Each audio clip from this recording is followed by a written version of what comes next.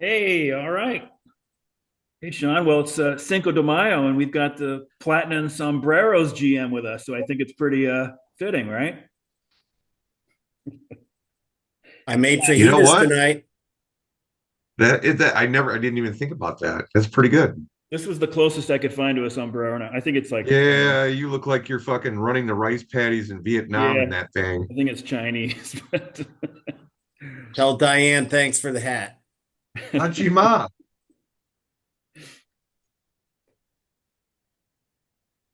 Ugh.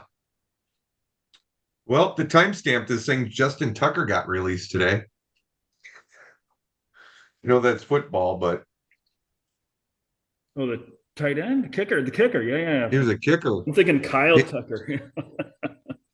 Justin Tucker, well, I guess he was doing kind of what Deshaun Watson was doing, Yeah, you know? you kind of knew that was coming. Justin Tucker, the massage therapist fucker. Hmm. Who knew the kicker could get laid so often? Right. I wonder if his lines are like, "Hey, put those goalposts up. I got two balls coming through."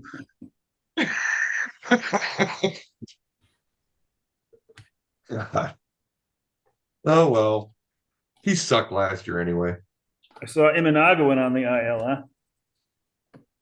Yes, which makes me pay attention It's not because Cade obligated, Horton is right? It's tearing like, it up in AAA. He's just like mowing people down, like he's making it look stupid. who? Cade Horton. Oh, So if Imanaga is going to be down for 4 weeks, which is usually 4 to 6 weeks, is like your hammy strain. Uh, that could give Horton about 3 to 4 starts.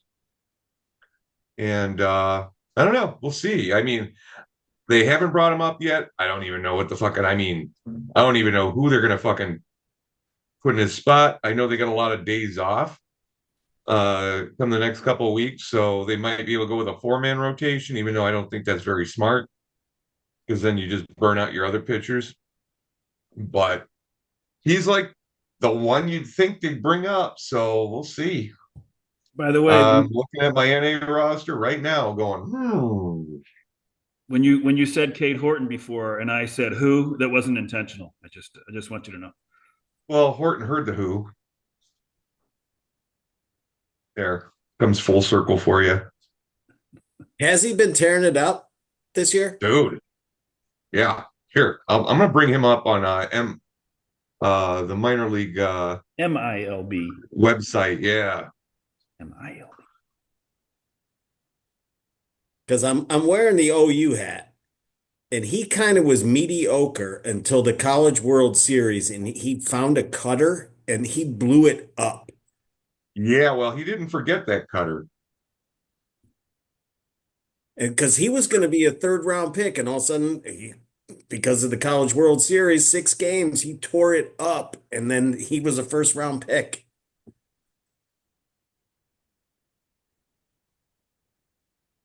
Damn it! It's not what I wanted. All right, hold on a second. Stats. You guys keep talking. I will find this and then I'll jump back into it. I think well here getting to your fucking White Sox though. I think they should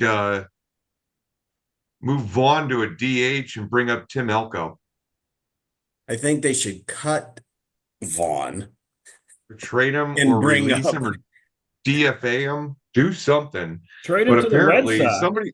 somebody came out and said that he doesn't really try hard in the off season. He's too busy golfing and fucking around doing other shit. He comes in, he does the minimum and then leaves. He may, I don't know. He could hit in college, but I don't know. He hasn't done shit. I think they rushed him up and he got mind blown. He's probably made money and I don't know, maybe he lived on some farm in Oregon, got paid. I mean, that's part of the whole problem with college now, that NIL, these people, and I don't mean people in general, but there's people that get paid They made $5 million in college, and now they come in. I mean, look at the NFL draft. The Sanders guy, he's got more money than any. He goes into an interview and then he just, I'm not going to play for your team. Yeah, You're going to piss those people off that are going to be paying you millions of dollars? right. So this is Cade Horton's stats so far uh, for 2025. He's 2-1, 6 games started, 1.24 ERA, He looks like an amputee. and his WHIP is 0.86. Yeah, he kind of does, doesn't he? How does he pitch like that? But he's about Maddox size. I mean, maybe a little heavier, but 23. He throws hard. He throws 95, 96. But I think it's time to give the guy a shot. I don't know anymore about, because, Iowa used to be in the PCL, Pacific Coast League, and Yeah, now, now they're in the international. yeah, so that's more East Coast. So, I mean, I don't know. I don't. Like you used to be able to judge. I think the Mets are still in Vegas. So you have to judge their pitchers when they go to AAA. Like, okay, if they have a 4 ERA, that's still good. Yeah. Triple A's in Syracuse now. They're not in Vegas anymore. No, the Triple A's in Syracuse. They were in Buffalo and then now Syracuse. I think they've been in Syracuse for a number of years, but I remember Vegas too, but I don't remember when it changed. Look at the average that the Well, teams are hitting against them. Nats or Mott's pitched. 0.129. That's a batting average against Cade Horton right now is 0.129. That means his shit is sick right now. Well, he's worth a shot. Jeez, I mean, they Yeah. need him, right? I mean, they could even use him the rest of the year. Yeah. And even look at him the last 2 years. I mean, even 0.242 and 0.191. I don't know if it's in his delivery moves that much or what, but I haven't got to see a whole lot of them. But Jesus H, man, that's some good numbers. They'll have to manage his innings though. If he only threw 14 innings last year. True. So But he's I seen mean, like 6 games this year and he's pitched 29 innings. So he's averaging about 5 and an outing. that's what the Dodgers do. Go 5 innings, get through the order twice, and then pull. Well, the Cubs bullpen stinks, but that's the way you would ideally do it. Get 5 innings out of them. Yeah, it doesn't really matter who they throw in there. Somebody is bound to shit the bed. But yeah, there's no reason to not bring him up and just throw him 5 innings. And if he gets his limit, he gets his limit. Because I don't know who else to bring up at this point. Is that Assad That's the coming thing. back, He just or kind of however next you up. pronounce it? Is it He's kind of Assad? next. Assad's hurt. But I thought he was coming back. He's coming back, but he's on a 60-day, wasn't he? Oh, I don't know. Hold on, let me check.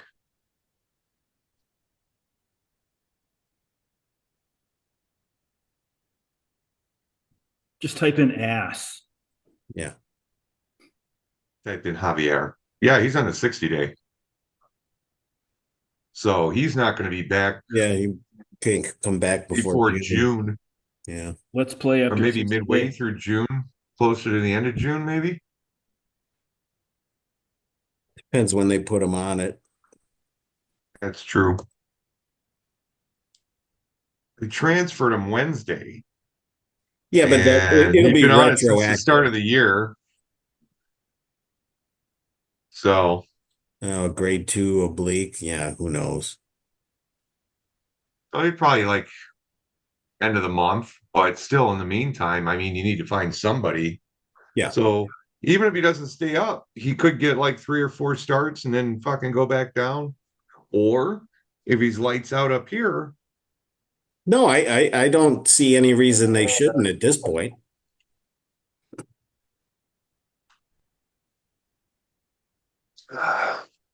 This Welch's passion fruit mojito is pretty damn good.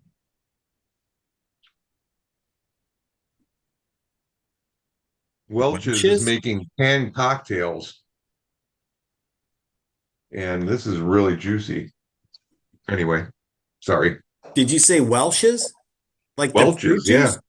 Yeah. They They're make making canned alcoholic drinks cocktails. now? What? They make alcoholic drinks now? Yep. It's right here. Look at that. Well, Jeff has to pour the alcohol in, but yeah.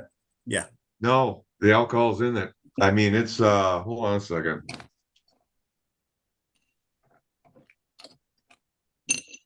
5.9% alcohol per volume. So I mean it's like a strong beer, the amount of alcohol that's in there. Yeah, pretty damn strong. My guess is it's probably fucking it's not vodka, it's probably goddamn uh grain alcohol.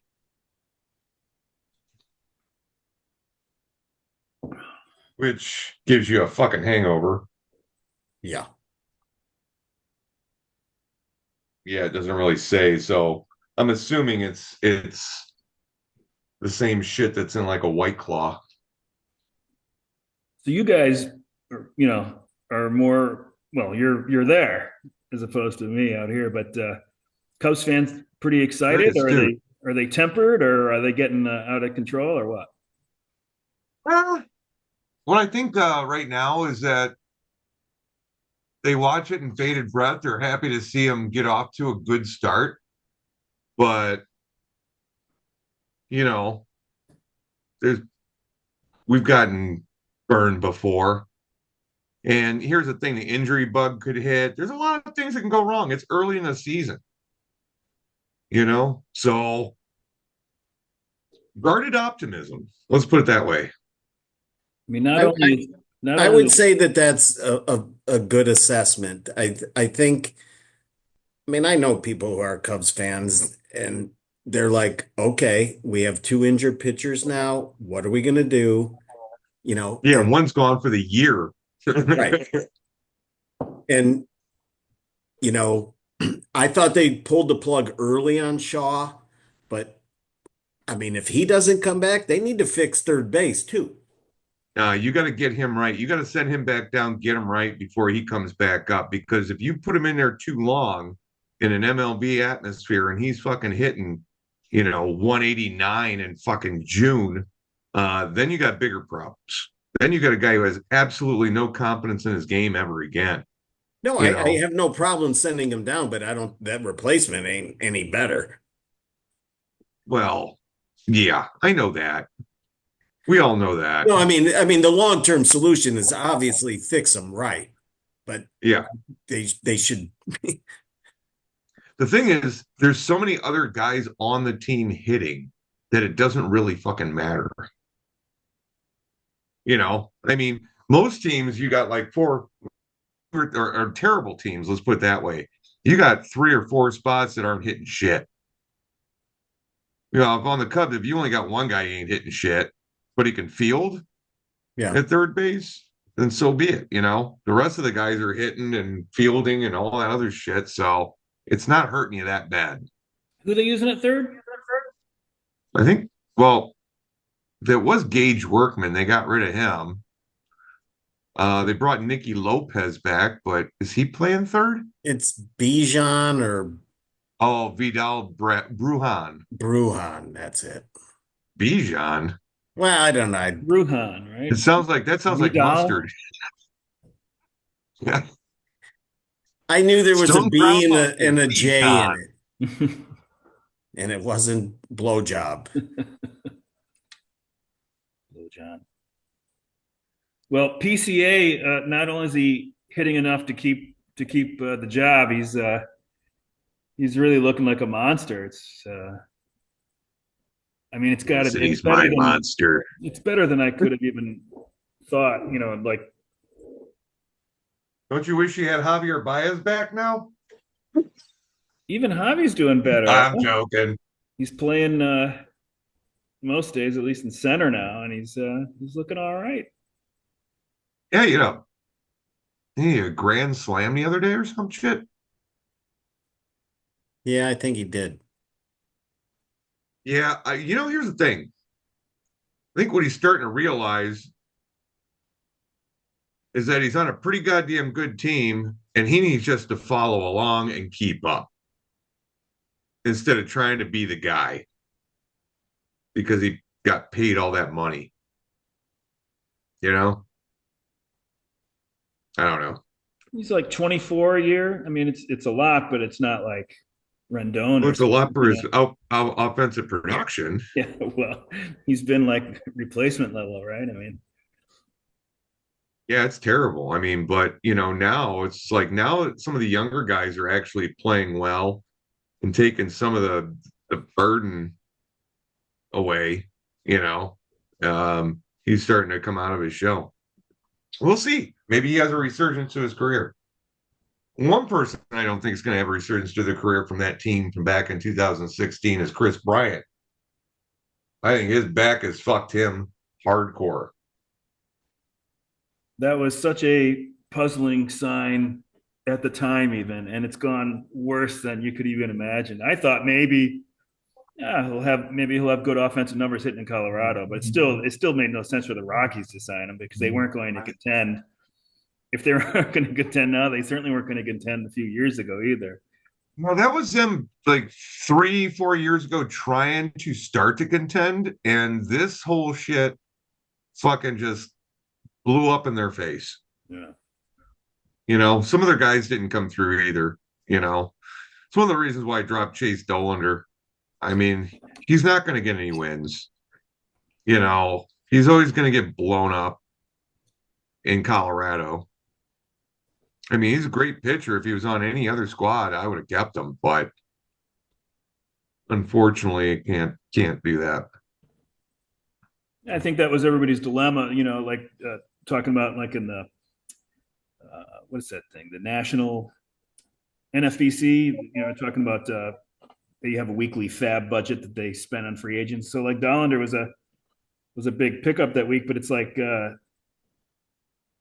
he's going to be pitching in Colorado, and that's just the worst scenario for a young guy. No matter even if he is going to be an above average pitcher, it's just you know Yeah. No, I think the You Cubs know did what's funny about actually. I think the Go Cubs ahead. did a good job. I mean, they might regret letting Schwarber walk, but Yeah. but And that letting was the first one everybody told him to get rid of. but I mean letting I mean Rizzo's not at the top of the list, but Bryant and Baez not signing them to those long-term deals, yeah. that was smart. Rizzo is still without a job. Yeah. I mean, he would have been okay for a couple of years, but if they'd have given him a 5 year, 100 and whatever million, they'd be regretting it Oh, at I this would have ruined the point. day.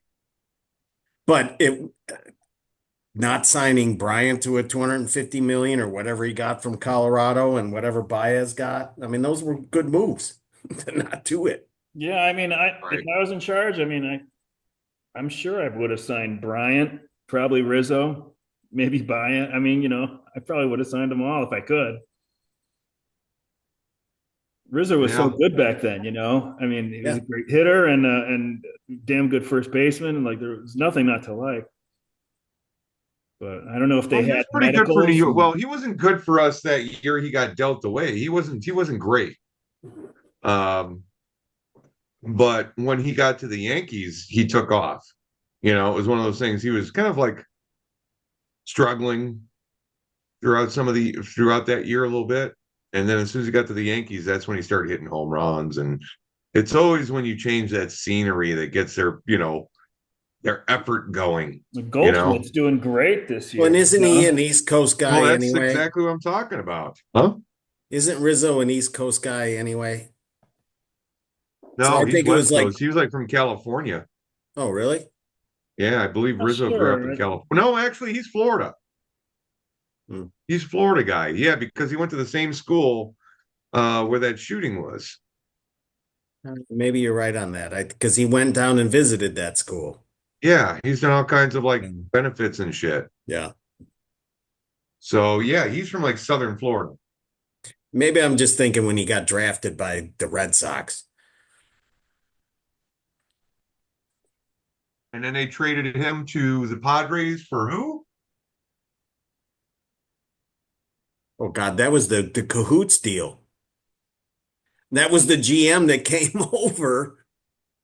Yeah. Who did they trade? Who did they trade Rizzo over there to get? Oh, I don't remember. Adrian Gonzalez. That's how the Red Sox got Adrian Gonzalez. No, I'm talking about the one where the Cubs traded for Rizzo from San Diego. Right. And the Yeah. GM came over. It was like that was totally shady. Oh, Cutter something.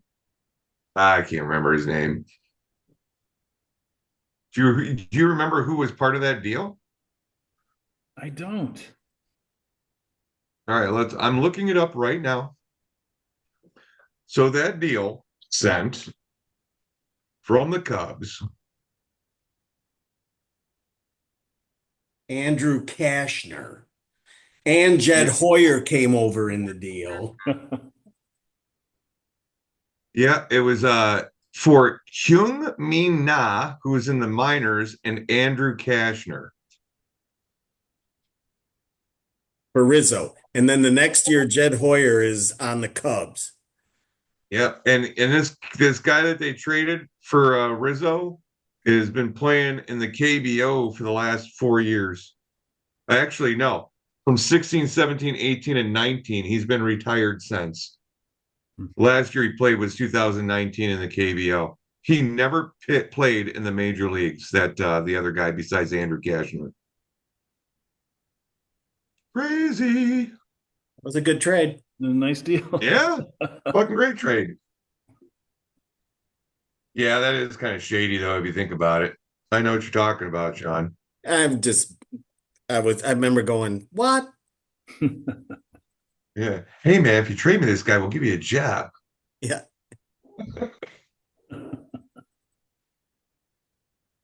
Lou, you want to go into your the Yeah. weekend review? Yeah.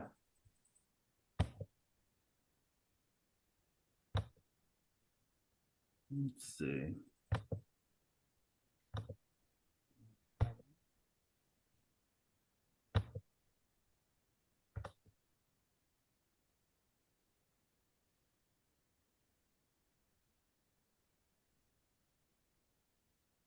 All right. Well, that's the glance. I don't know what's the big thing to look at here. Daddies are no longer the lucky laggards, replaced by Satch. It's only a Yeah, I have game. that week. It's only a game, not too much. Daddies are Paragon's pitching pace prudence. Dads were 2 game straw spinners. Uh, Players of the week. I guess none of us had anybody, huh? So won't even read them off now. What's the weird thing is like Rudy had 3 guys on there, but he didn't have a great week. Yeah, that was crazy. I'll remove this asterisk. That was to remind me that Rudy had 2 corner infield players of the week in a row. Yeah. Knockers had 2 on there and he had a great week. He was 3-3. I'm going to tell you that minus 64 for weight on his pitching underage, that's going to be hard to make up. Yeah, well, I mean, I'm sure his ratios will the ERA will go up. Well, I don't know where, does he have the best pitching one? I don't know, but that's going to be to make up those 64 innings. Because I know Phil mentioned it last time he was on, and if you pay attention, you can note you can't stream pitching anymore. No. You can't go out there. I mean, if it used to be all right when the weekend comes around, people are picking up, looking at, oh, I only have 3 starts, so I'm going to pick up 3 guys for this weekend. You can't do that anymore. there's nothing out there. I actually streamed this week You because can do it in the middle of the week, but it I traded Sale, and then Gilbert went on the IL, and all of a sudden my you know projected innings took a big hit because the guys I'm replacing him with are going to throw 40 less innings the rest of the So I was like, geez, I'm going to try to make this up. I'm going to try streaming, and it worked out okay. I think there was only one. I had, I had Dean Kramer. He did great. I had a bad one from Carrasco, I guess.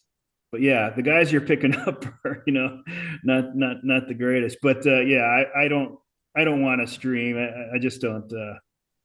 It's for me. It's just a crapshoot. Plus, you're picking from, like you said, 5 rejects, and yeah. you're picking the best reject. And like basically, if you need the innings, you're just hoping that it doesn't hurt you too much.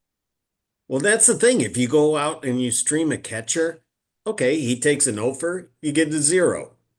I pick the wrong pitcher and I get a -18. Yeah.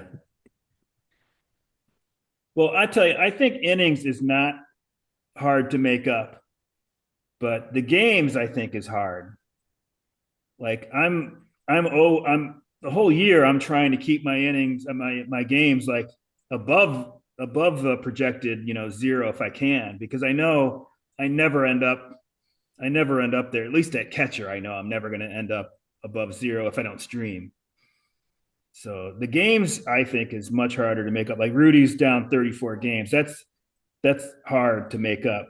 Pitching, I think you can just you know you just go starting pitcher heavy or stream, which you're saying is not as effective to do this year. But I'm not too worried about innings, at least at this point. But games, I just think like God, I've got to be on top of games from the first day of the year, And like yesterday, I had Jonah Heim was definitely starting. His game was at 1:30, so I checked the prospective lineups, and Will Smith was supposed to start. So I left him in, and he didn't start, and Heim played. So in that situation, I probably should just put Heim in. Of course, I'm in. yeah. Yeah. Should have tore that fucking shit up. Buster? Of course, I think if I did that, then Smith would have like 11 points that night or something, So I don't know, but The Cubs are winning 9-2. They just put 5 on the San Francisco in the bottom of the 6th. who's pitching San Fran? And Carson Kelly hit another home run and then ended the inning with a double play. He batted twice. I saw Pavetta finally allowed some runs early anyway. Yeah, buddy. Carson Kelly. What'd you say the score was, Jeff? 9-2. 9-2. Oh, good. I think a points KC's beating pitcher. the White Sox 2-0. Yeah, I don't care about the White Sox anymore. Shane Smith. I have come Boyd on. going. I have Boyd going tonight, so I'm rooting for the Cubs. Oh shit! Look at you. I thought you were a Sox fan, true and true. I have 2 Cub players on my team. Well, that's fantasy baseball. It doesn't matter as long as they're producing, right? No, I just waiting for Jerry to die. Everybody is. It's kind of like, I kind of relate this to back in the day when old Bill Wirtz was still alive. Yep. And everybody was just waiting for that motherfucker to die so we can actually get on with our lives and have a good team. And lo and behold, yeah, it happens. So I'm just shocked that Rocky died too, his son. He wasn't that old. He wasn't as old as his dad. No. And that was a shocker.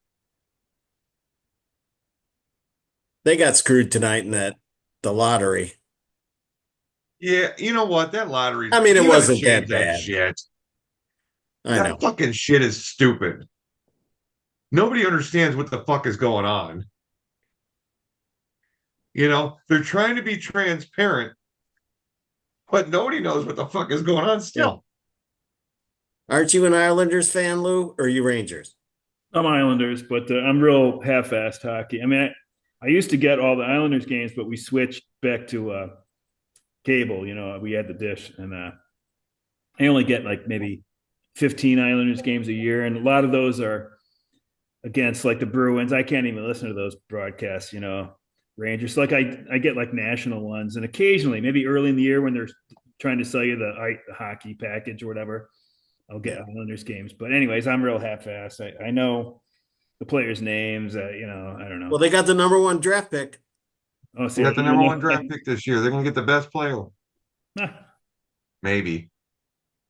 If you're like one of the top three, you're good. So, I mean, you got the San Jose's number two and the Blackhawks are number three. So they're going to get a good player Yeah, who could I know. probably produce pretty quickly. Knowing the Islanders, With, they'll take a goalie, even though they've already got two good ones. So I remember the one year they took goalies 2 years in a row. They had Luongo, and then they took DiPietro. So, but was that the first pick overall in the draft? oh yeah, I'm not sure of that. Yeah. I think there's Those only are been a first couple round of pick. goalies picked number one overall in the draft in the history of the fucking draft. But, well, anyways, get off of the glance. I didn't go over the players, but Aaron Judge is just he's just doing amazing. I can't believe him. He sucks. I mean, he's hitting 423, I think. I mean, it's just Yeah. crazy. Hey, His real quick, before we get off the subject of hockey, did you see that shit Winnipeg pulled off yesterday? Oh yeah, that was awesome. 1 second left in the game. They tie the fucking game before the game is over. 1 second left. And then it took two overtimes and they fucking beat the Blues. If yeah, I was a Blues I fan, heard I'd be about it. beside myself. But they pulled the goalie. They scored they were down 3-1. They made it 3-2 with a minute left. Fuck. They Yeah. were down 3-1. They pulled the goalie and they scored with a minute. And then or minute 17 or something like that. And then they got the one with 1.6 seconds, 1.4 seconds. Unbelievable. That's why hockey fucking playoffs are the best. Anyway, as you were, Lou. I was going to say, at least the Jets in Canada can do well in the postseason. So I don't know. You know what? You got to root for a Canadian team in the NHL once in a while here.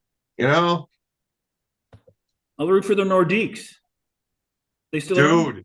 Speaking of the Nordiques, I was driving today and I saw some dude walking with groceries, and he had a Quebec Nordiques Sakic jersey with the captain on captaincy. And that was like right before they went to like Colorado. That was that shirt. Really fucking cool. That's some old school shit.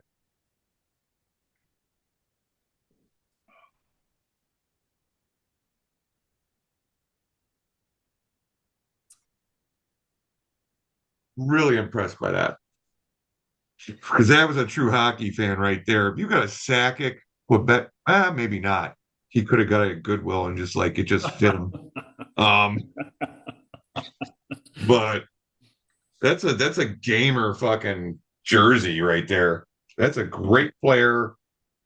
And there's probably not too many Sakic captain's jerseys from the Quebec Nordiques still out there. When did the Nordiques leave?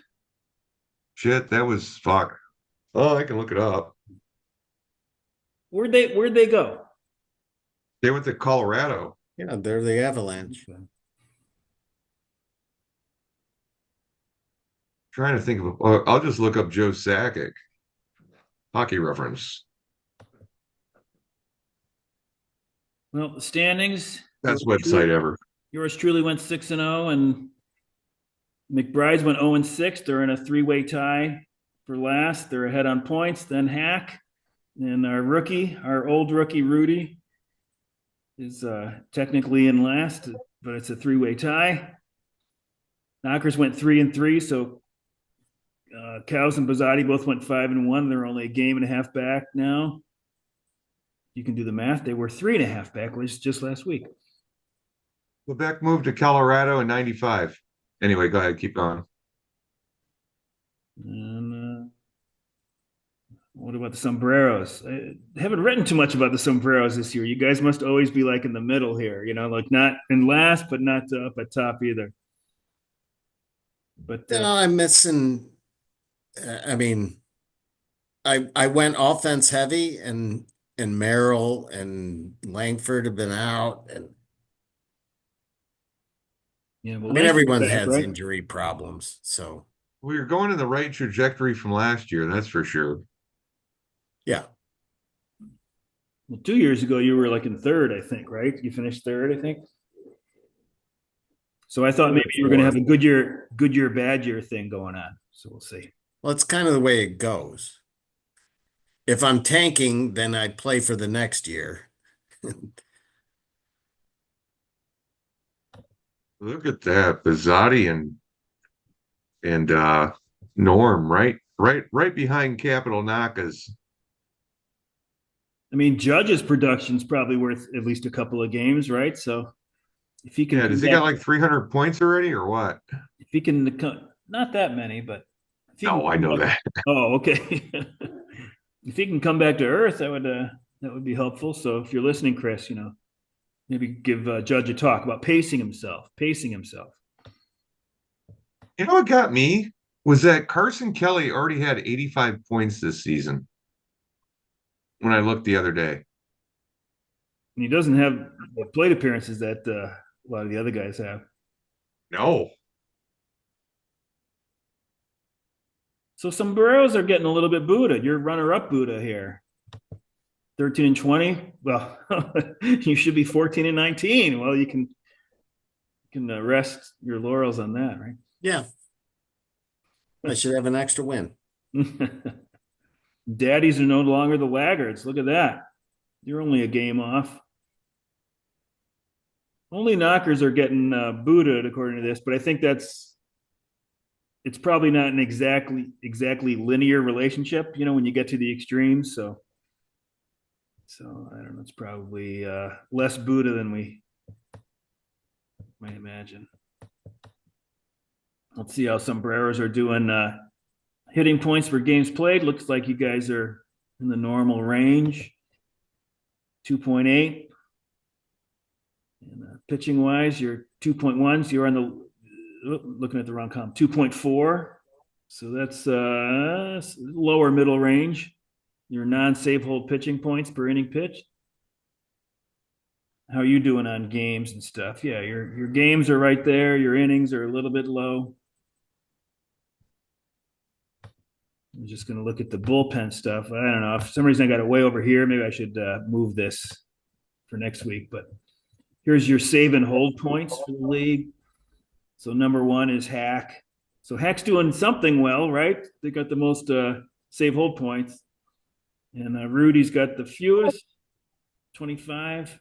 Sombreros are 89, which is exactly the average. Yeah. So and daddies are near the top, right? You're second.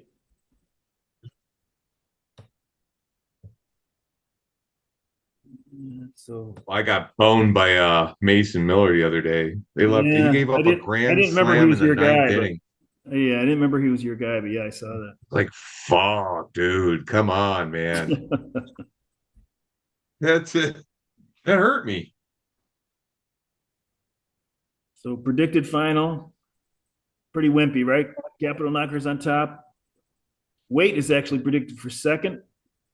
I guess based on the fact that they've got an underage, it won't the model won't predict that you will make up the underage, but most teams have an overage, and it will penalize them for that. He is absolutely loving this league, by the way. Oh, Mike. Yeah. Yeah, yeah, We were having no. a talk today. Oh yeah, well he's good at it. Now that he's kind of figured it out, the first year when you come back in, you're kind of like just like figuring it out and just like, okay, trying to figure out where you can put it all together and try to figure, shit. And then the second year, once you've got most of it figured out, I mean, you don't have it all figured out.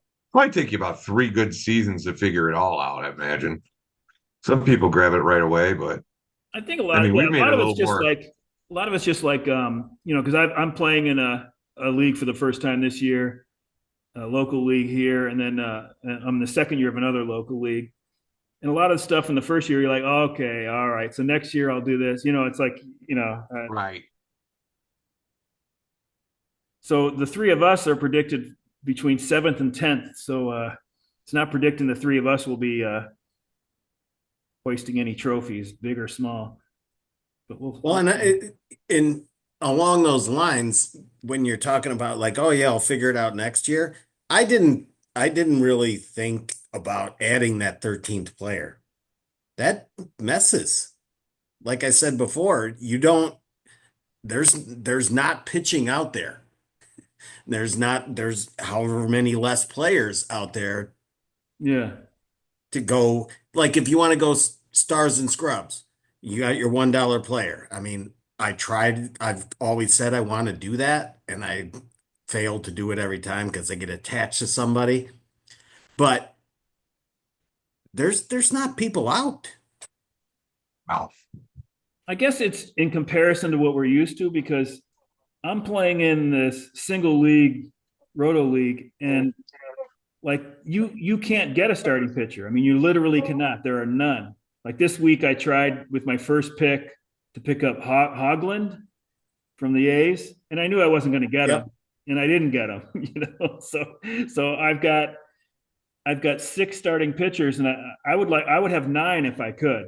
We only have nine pitchers because I know that like when one gets sent to the minors or one gets injured, you're not going to be able to get a starting pitcher. It's just by luck or by weeks of missing out because your waiver priority adjusts for if you were the last one to take a player the previous week, then you're last, which I was this week. I was last. Now I'm sixth. But anyway, so I guess compared to that, I'm just like, well, I mean, there are still guys out there, Well, yeah, there are. you I know. mean, I played dirty pool this weekend, and it kind of who was it? It was the Braves pitcher that went last night. I picked him up on Saturday with zero intention of using him on Sunday, but I did it to cockblock anybody else trying to pick him up on Sunday and use him against that.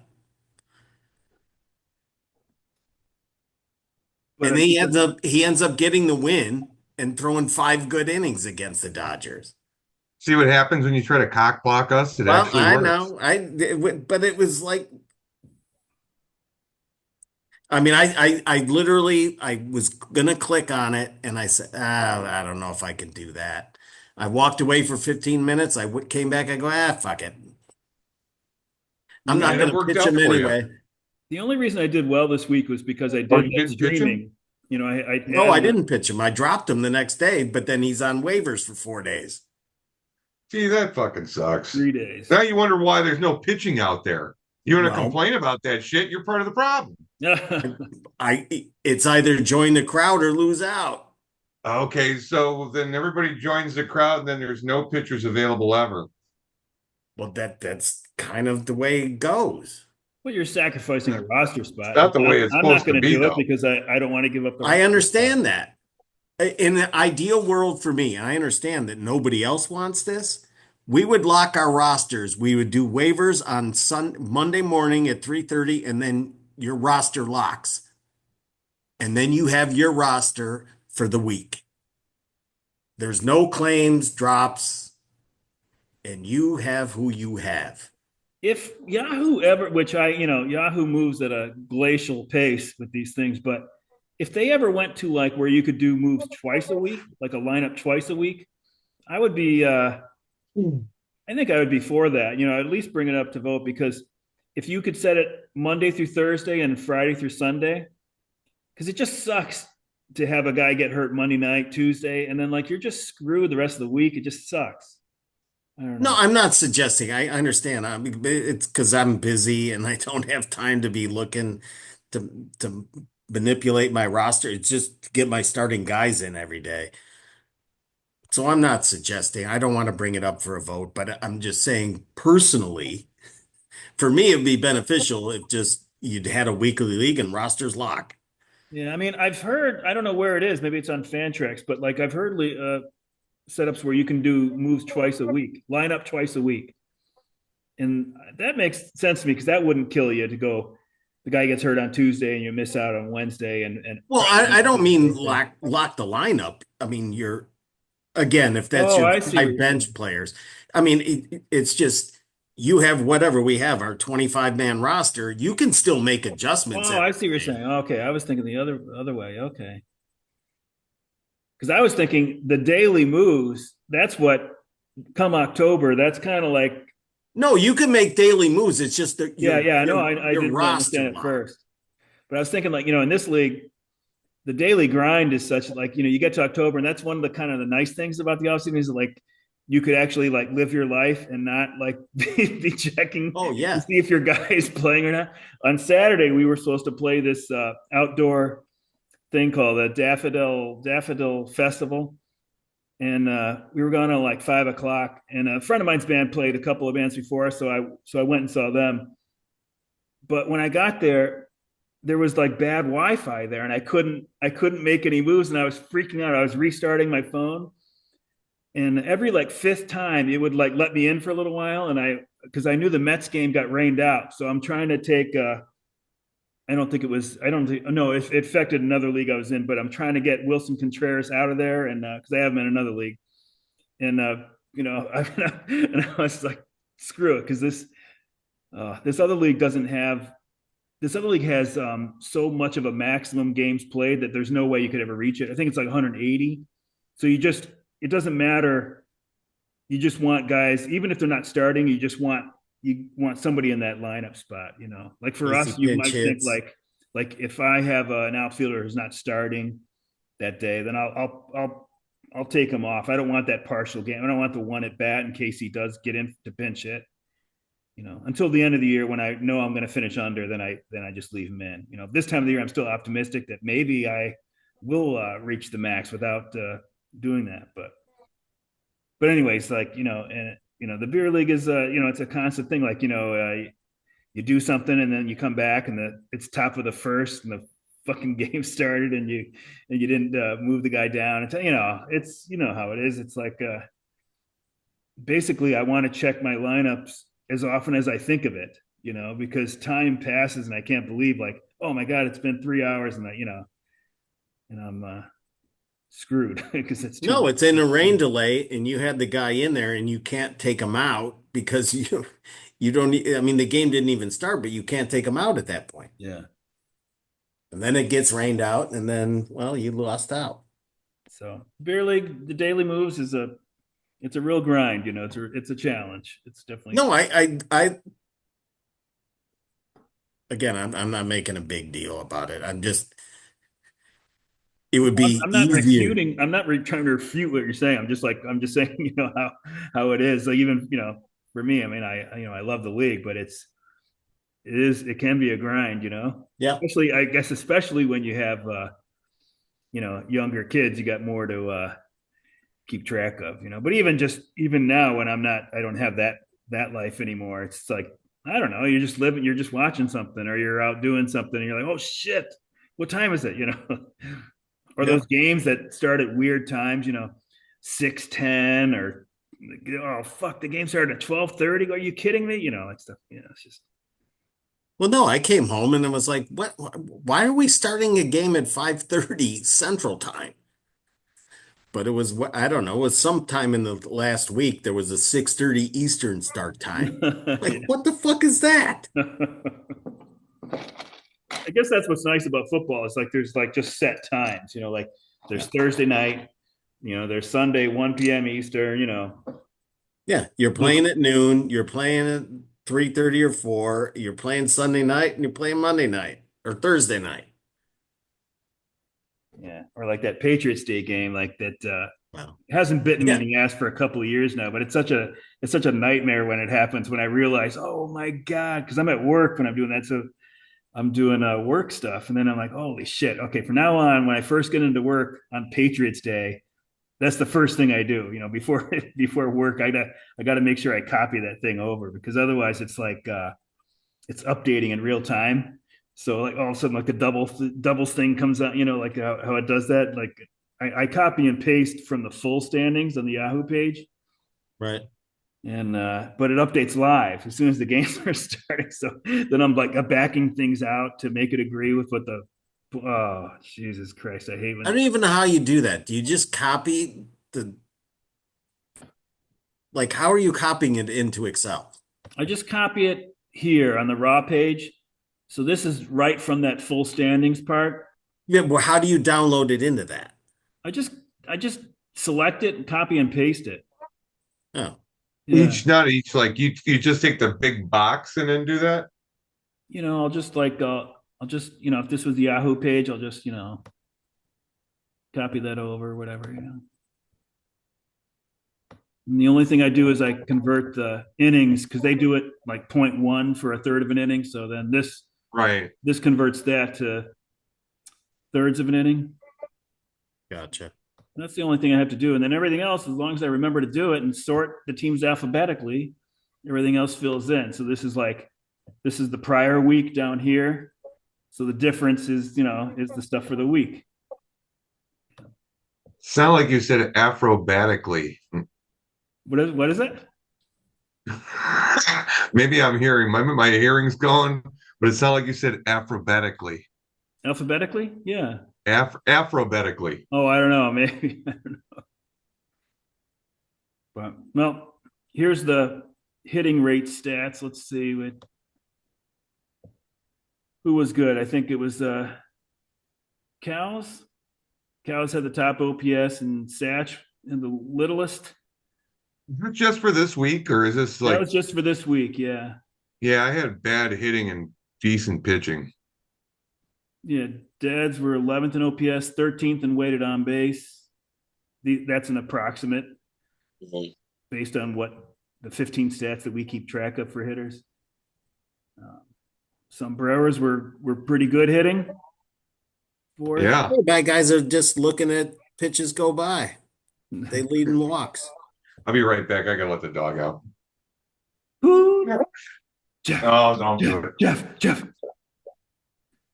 And then ERA was weight number one, and probably remembers from the email. I can't remember. Oh, let's play. Yeah, let's play at like an above 5. So Sombreros were ninth in ERA, but last in FIP. So maybe you got a little bit fortunate. Who knows? Daddies were near the bottom in ERA. And this is for the season. So we can see where Sombreros are falling in the season here. You're right in the middle in OPS. Your hitting's like average, at least on a per plate appearance basis. And your ERA is, where are you? Right here. ERA is right in the middle too. So you should be closer to 500. I know you're a little under in games and a little bit under in innings, but your ratios are right, right in the middle. Daddies, I know he's not here, but Daddies is fourth in OPS and weighted on base, and 12th in ERA and FIP. So he's pretty easy to figure out. We know his bullpen is decent points wise. So yeah, Waite is the number one ERA for the year, and Satch is the trailer. So 2.39 team ERA for Waite. He is under those innings, but that's still effing impressive. And Satch is at a 4.36. Sombrero's 3.79. Daddy's 4.21. Who's this pitching staff? Does he have people on the DL? Wait. And that's what I'm talking about. Wait, I've got that Yahoo page. We can say I know like last week he had like 4 of the top 9 point getters at pitching. So he's really kicking ass. So anything else here? Guess that's enough for this. So Sombrero 742 OPS and a 3.79 ERA. So right in the middle.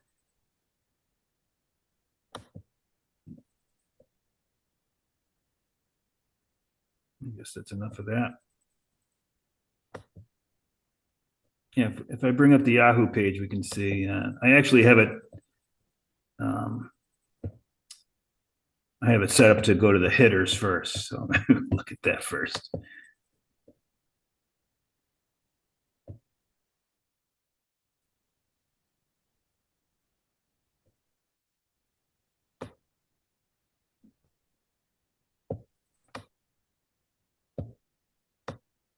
Yeah. There. Okay. Well, we got a sombrero who's number two among hitting points. I It's bet a you Cub can't guess. guy. I bet you can't guess who's number one. I'll give you No, one. I can't.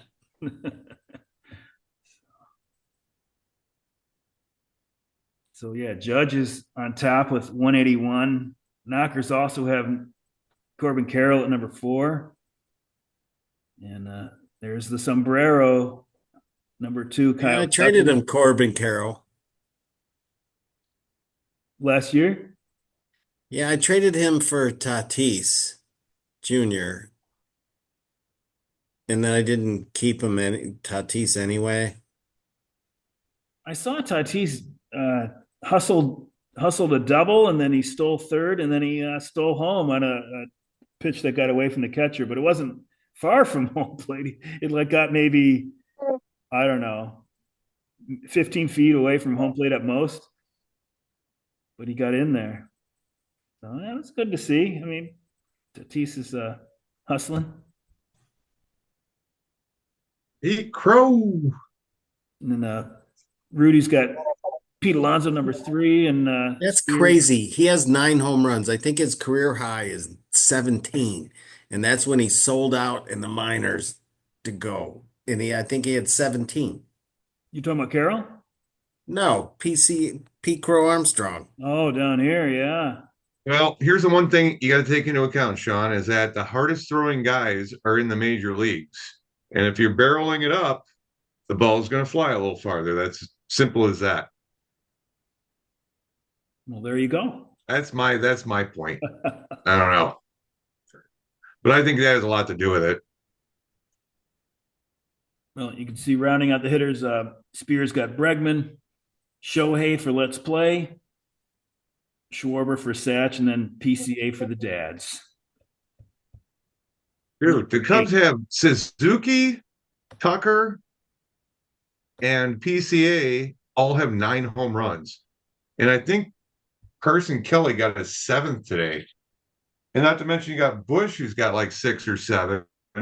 So the Cubs have so many home runs. They got a lot of home runs going on this year. Yeah, I mean, I was a little critical of Hoyer going in, but it's looking okay so far. Maybe he did enough, you know?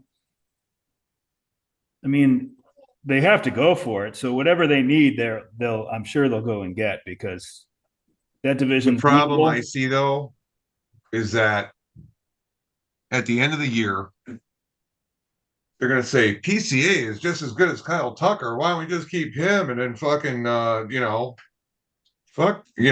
Kyle Tucker go in free agency? Why can't you keep both? I don't think that they would have made that deal if they weren't going to make a real effort to keep Tucker, unless they were thinking this year is our window. But I don't think that they look like that. You know, they don't look But like they that kind of team. have to pay PCA here. No, they got like 3 more years on him. They can go Right, through but what do you think the arbitration. landscape of the Tucker deal is going to look like? Well, granted, they That's going to be a probably 10-year thought that they fucking could deal. get him. They probably thought they could get Tucker for 400. It's going to be a $750 million deal to get Tucker. I don't know Well, about then that. they have to let him go. Look at what Guerrero just got. Guerrero can't play defense. Well, But Guerrero's how old? that's a terrible contract. It's a terrible contract.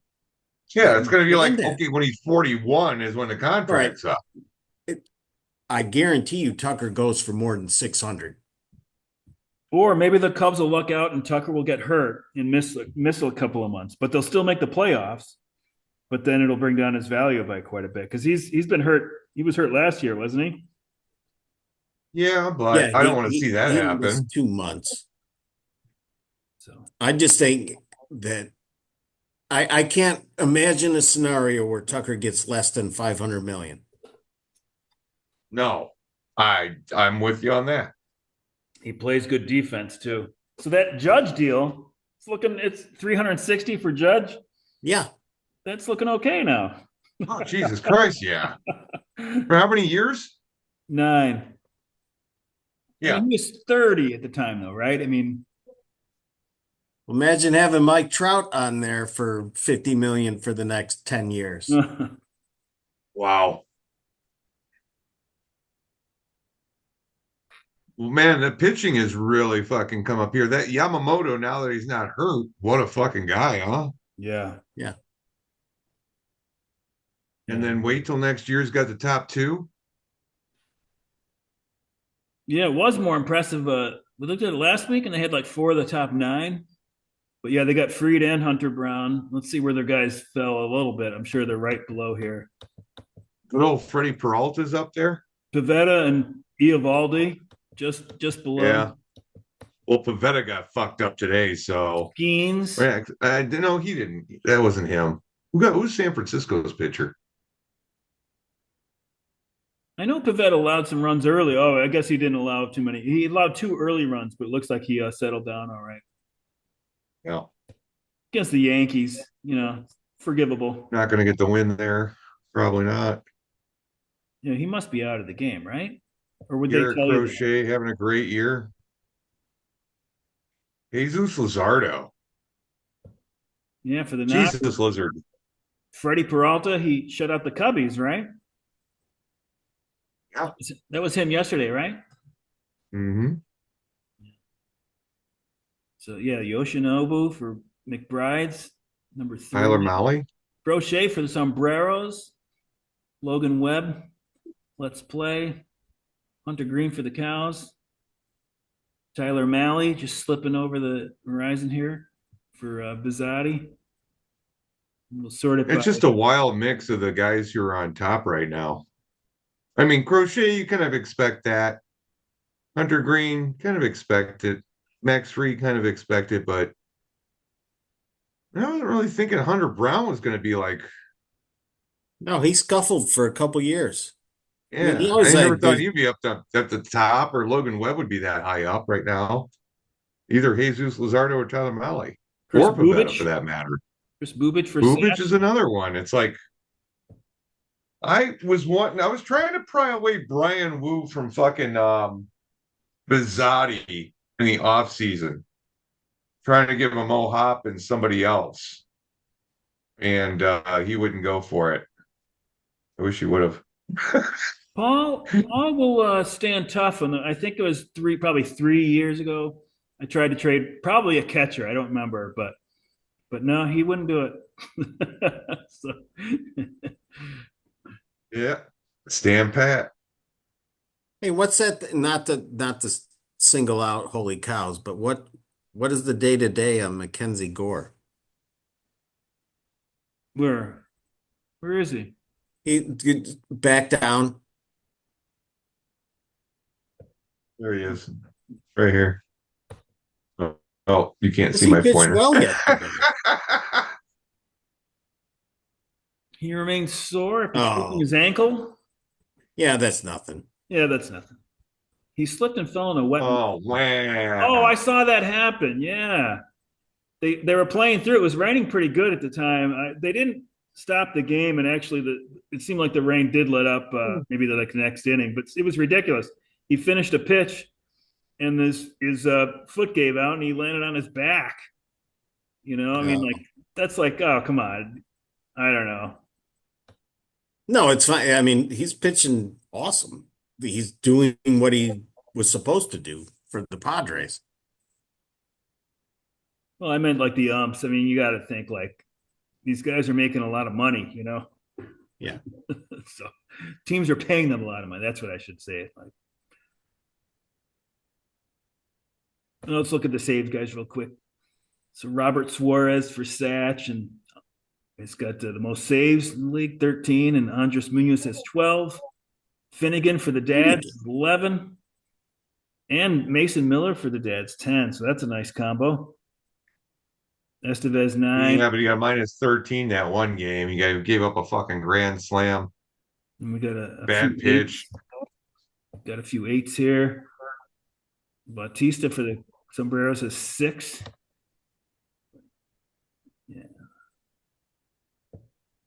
Oh, Hoffman. You got Hoffman too with 7. All right. Anyways, all right. I guess that's enough of that. Hey, I got to show you guys something. Hold on one second here. Let me know if you can see this or not, if it starts playing for you. Is it playing? Yeah, I see it. It's going like framey. No sound though. Well, I see what happened. Yeah, you see, Oh Murray's got hit in yeah. the fucking balls, but he can't scoop. Oh, Oh boy. oh, the right one. His right one's a little flatter than the left one now.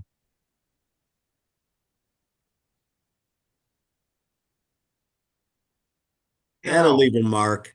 He was pinching his pee-pee.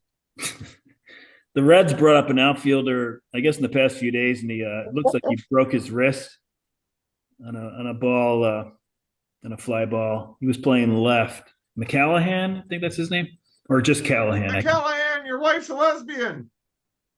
or maybe it was just Callahan. I didn't know. I didn't know the player, but it was so bad that they wouldn't really show the replay. So I guess it was like a Theismann thing, like you don't want to see it.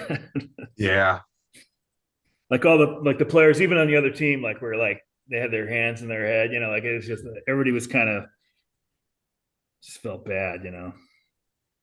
Well, you saw that Yeah, one. there was one time we were playing softball. It was a co-ed game. We were playing out at like Noble Park, like the Noble, like there's a right at like Grand and Noble. There's a park right there, and it's got like an indoor thing. I think it's got a pool in there, maybe. Might have an indoor pool. I'm not sure. But the outside, they've got a couple of softball fields. What sucks about the outfield out there is that you got a bunch of soccer players that play out there, and when it's wet and shit, and they make all these imprints in the fucking mud. So when you're running in the outfield, man, it really beats the shit out of the soles of your feet, man. I mean, it's like, you're just running across lumps. So it was pretty rough. But anyway, there was a game I was in out there. There was a girl at catcher. So many ropes went out to left field, and the left fielder was some dude who thought that she was fucking Johnny Bench because he threw a fucking frozen rope home. And I'm on the on deck, you know, and he throws this frozen rope home. And this girl that doesn't really know how to catch too well is standing there with her glove up, and it goes over the top of her glove and hits her right in the fucking head right here. It sounded like somebody dropped a bowling ball. And she just crumpled like she was shot by a sniper. I mean, it was fucked up. We had to call an ambulance, get her out of there, but that was sick. I can't find Anyway, it that's right a now, truck. but that Tristan Casas, did you Oh see his yeah. knee? His kneecap was totally on the other side. Oh no. Oh, I mean, that's like that they took him to the hospital because they thought he might Yeah. tore like a ligament or like a blood vessel. I That's mean, his kneecap was almost a 180 on the backside. yeah, it was like he hit that base and went down. Yeah, I don't know if it's he like weird. hyperextended his like knee or whatever, but he's a big boy. they were talking about on a podcast today that if his game was speed, this would almost definitely be career ending for him. But because he's Yeah. like a lumbering first baseman DH, maybe it won't end his career, but it's not going to be good. No. I mean, he's gone for a while, and who knows? I mean, it's like yeah, they were talking about what that tendon is, whatever it was called. I can't remember but it's like the Patella. part. It's the part that connects the kneecap to the shin. Yeah. So, oh my god. Oh, that sucks. Yep. Frankie agrees. Quiet. You got that right. Roof. No. Well, you want to look at the Statcast stuff real quick?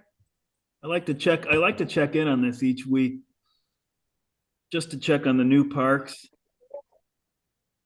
Hey, after that, I got a guy. Okay. I'll try to be real quick because it's kind of a quick look now. It's all Just to good. check in on the parks, but the A's park is still, oh my God, it's actually number one now. It's got the highest park factor just for the, no, no, okay, it is second. Okay, wait, there we go. So Orioles is number one so far this year. That's why you know these are too early because Coors will end up number one, but right now Coors is number five.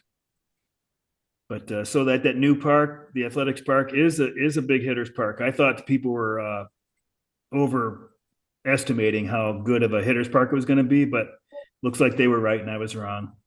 And it's not even hot yet. Yeah, that's the thing. And then the Rays Park is also moved up. It's number six park factor now. It was more like down in this area last week, so even that one's playing pretty well. And who I knows? didn't even realize it was named Steinbrenner Field. Yeah. So who knows? I mean, you'd imagine that as it goes on, maybe it could be even more extreme, but we'll see. The other thing working against it is that more time goes on, that these will regress a little bit too. So I don't know, but I can't really believe in these until Coors is number one and Safeco is number 30, and Safeco is where the hell is it? Is it called Safeco? Oh, there it is. T-Mobile. Okay, yeah, T-Mobile. It's number 24. So that's down here. So it's still really early. That Tampa game's going to get rained out a lot. Yeah, that's crazy. I mean, they're going to have to. I don't know what they could do. At least in the summer, though, there's a certain time of the day when they're going to get like a thunderstorm, and then it's going to be, Yeah, I mean between 3 and 5, so they got to put the tarp out. yeah. But then it should be able to get the game in, but it's going to be a pain in the ass. Yeah. All right, let me just look at one more thing from Baseball Savant. Like I said, the only time I go on Baseball Savant is during these podcasts. So I don't really use it for your league, but it is interesting stuff to look at. So this would be the biggest difference between a hitter's expected WOBA and his actual WOBA. So Tyler Fitzgerald, I think he's on the Dads, right? He's number one. Carson Kelly Yep. for the Cubs is next, and then Javier Baez. So maybe Baez isn't going to continue to do as well. His weighted on base is 364, and average would be like between 310 and 315. But his expected is below that. So maybe he's still just about as mediocre as he was. He's been Pavin Smith, Harrison Bader, Espinal for the Reds, Matt Mervis, the Marlins, Arise, Andy Pajes. Orvis the broken dickus. Looks like the Rangers believe in this because they DFA'd Leody Taveras today. Of course, his weighted on base is 264 and his expected is even worse. But I mean, he's not even hitting a average, even with perhaps some luck involved. So you have to look at what these actually are too. You know, Meisner, Goodman. Is there anybody else here that's worth looking at? Fitzgerald is hurt. He's on the IL now. Then we can look the other way. We can look at hitters that are perhaps unlucky. And Sally Perez for the Royals. Andrew Vaughn. See, his weighted on base is 223, hell of a lot below average. His expected weighted on base is 325, which would be slightly above. So maybe he'll do better the rest, from No, he still sucks. No, he doesn't put in the work. We I can see believe Josh that shit. Peterson. He has like the worst.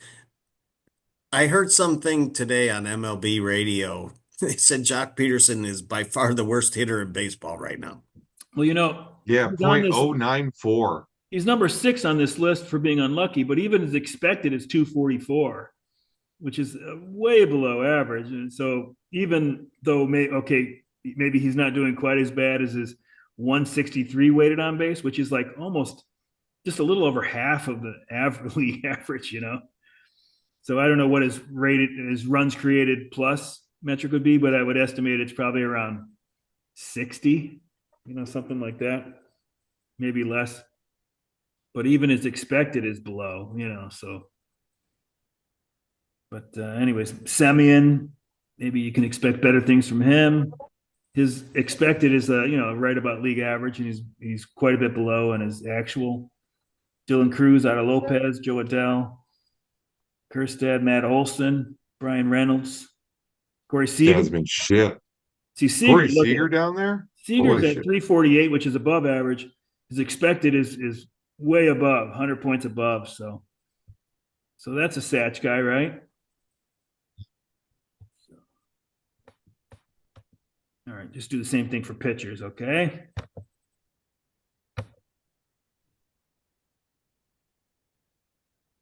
Oh, I got to update it. Okay, all right. So what's this? This is let's look at the difference between the expected ERA and their regular ERA. So expected ERA is their Statcast ERA, which I've seen is not the best ERA estimator out there. Like Sierra is definitely better, but according to expected ERA, oh, this is a bunch of relievers, right? Maybe I'll up it. Yeah, why don't you just click on PA and see if you can't like scale it up Yeah. and how many plate appearances they've seen. Yeah. Last time you made fun of me because the guy was on both lists because I set it too high. So let's see. Want to go to 100? Let's try that. Right. Just So we'll see if this is any better. All right. So Sean Burke for the Sox, 4.9 actual, yeah. 0.91 actual, 7.53 expected. So he's number 1 on the list here with a minimum of 100 batters faced. Sugano, the Japanese pitcher for the Orioles, is number 2 on this list. Davis Martin, another White Sox. So it could be even worse according to this, right? Those two guys should have ERAs 5.9 and 7.5 as opposed to 3.5 and 4.9. So something to look forward to. I agree with the 2 White Sox guys. Sugano, he's got a fucking nasty split. So I don't know how they figured that out. I mean, it's all based on Statcast stuff. So it would be hard the speed of the hits or whatever, the exit velocity of the hits and launch angle. It would factor in strikeouts and walks.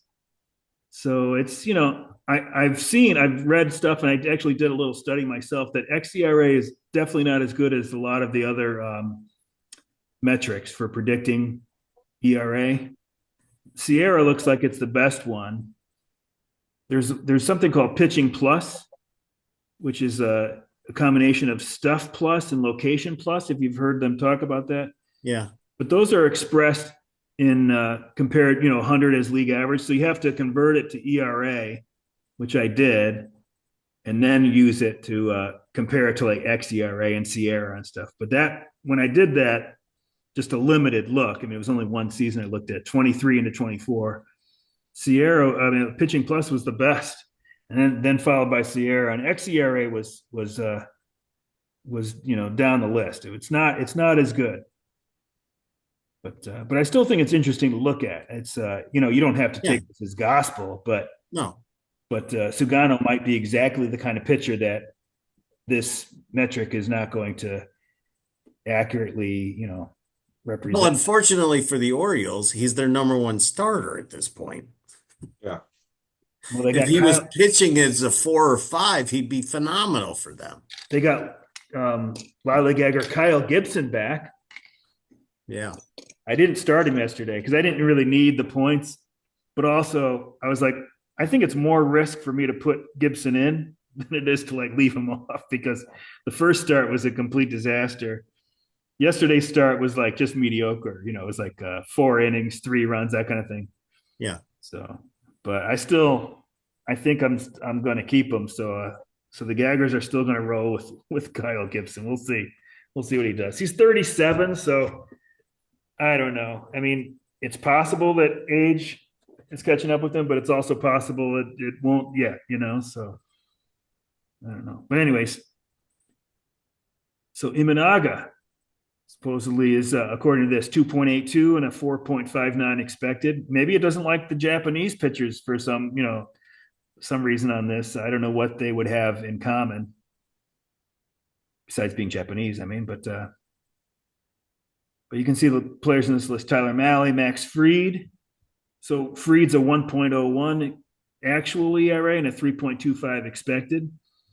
But the Yankees, if he's going to throw 200 innings, they'll take a 3.25 ERA, and I think anybody in the beer league would too. So, Yeah.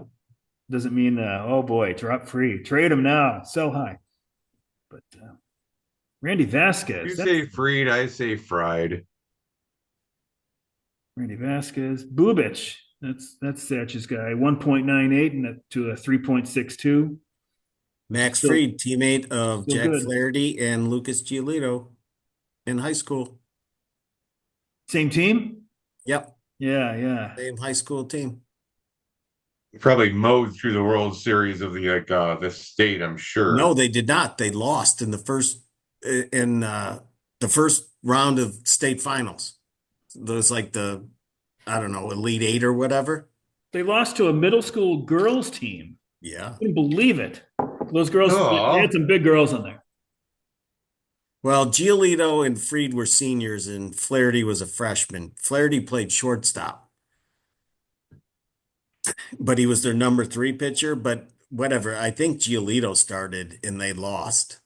And that was their first loss of the season. They lost in the wow. state tournament. 1-0. You remember when Giolito was like maybe the number one pitching prospect in baseball, right? I mean, I don't know Yeah. if he was. He was the number one pick of the Nationals. Yeah. So I mean, he hasn't had a washout career, but I mean, No. but it's not like it was looking. Well, he got hurt, right? Well, he had Tommy John surgery Yeah. in high school, and then he had another one. Okay. And now they've all changed their motion. I don't know if you guys watch, you do watch it. You see how everyone's changing it? They're like short arming the ball. I mean, I don't mean to be, look, I have 3 daughters. Almost all these pitchers are changing their motion to throw like a girl. They short arm it because they say that the longer extension you get, that's what messes up your elbow. Huh. But that's how you would get your velocity, right? I The understand ball that. is traveling a longer distance, so it's going to be going along, more distance in the same amount of time. Just go pay attention. Slow motion, some of these guys' motion, they short arm it. Are they Yeah, I got losing a refill. velocity though? They must be losing velocity doing that, right? Well, I don't know. They might be tweaking how they put their balance and taking a longer stride. I don't know. I mean, if you put the ball, let's say you tape the ball to your elbow and you had one in your hand and you go like this, the hand is going to be moving faster than the elbow because it's going to be going more distance. So, and then the exit velocity from the pitch would mean that it's going to be But faster at the plate. I mean, maybe I'm more pointed out to people who have already had elbow injuries. So maybe some of these other guys that haven't had them, they're just blowing it out and going. I mean, just pay attention. Just watch pitchers' motions. yeah. There's certain pitchers, they're totally short arming it. Their motion is completely changed. Hmm. And they said that's to protect the elbow. I mean, I'm all for managing yourself. That if you go 100% all out and you're going to definitely be hurt within 2 months, obviously it makes sense to not do that. But that seems weird to me. That seems like that could be that could screw things up too.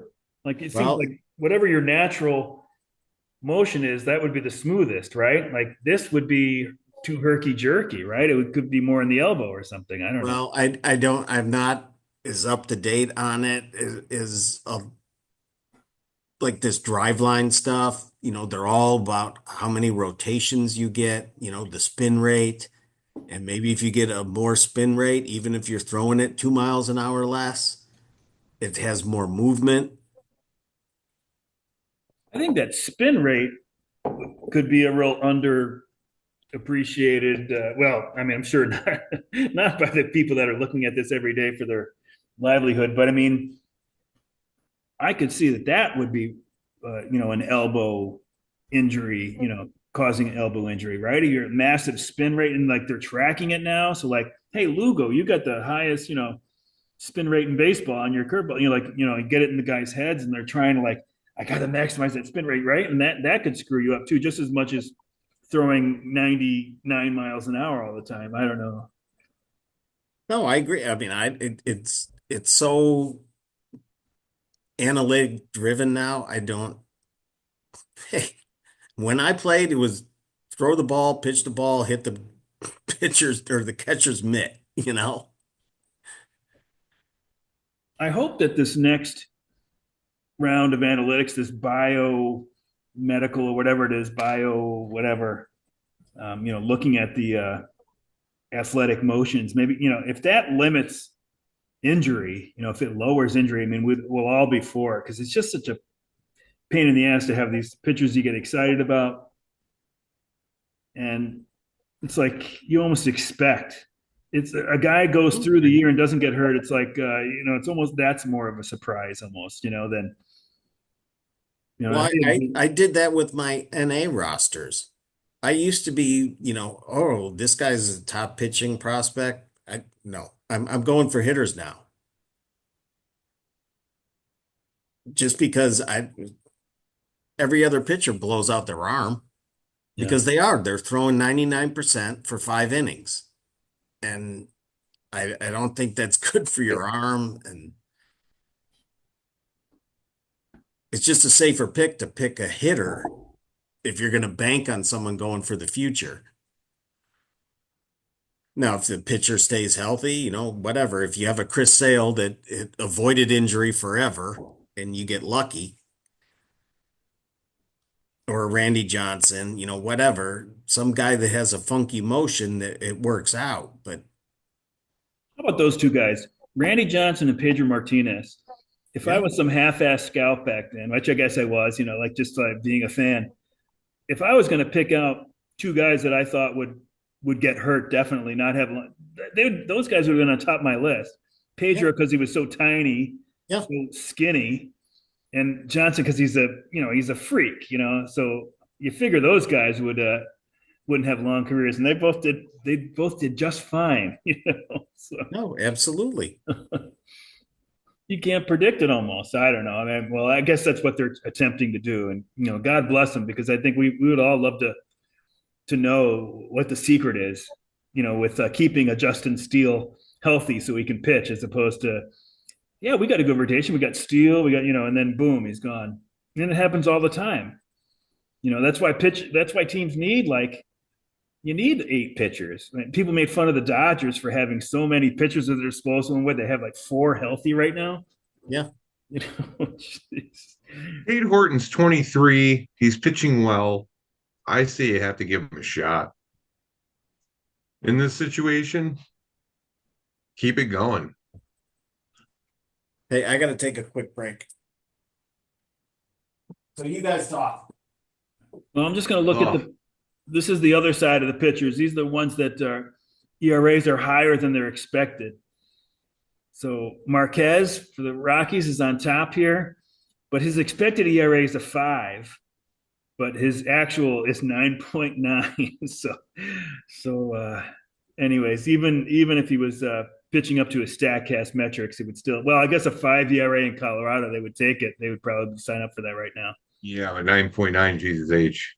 But these other guys might be, better things on the horizon for them. Jordan Hicks, Eduardo Rodriguez, Trevor Williams, Tanner Houck, Freeland for the Rockies, uh, Jeffrey Springs for the A's, Bailey All Falk. these guys are just not dialed in yet. There's Zach Gallen. 4.93 actual, I ever tell you about the time? yeah.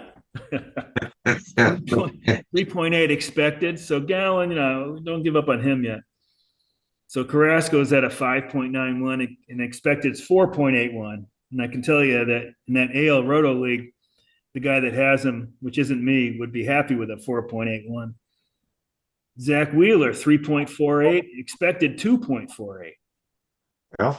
So he's pitching just as well as he always has. Taj Bradley, Verlander, 4.38 actual, 3.72 expected. So still throwing, better than league average, according to StatCast.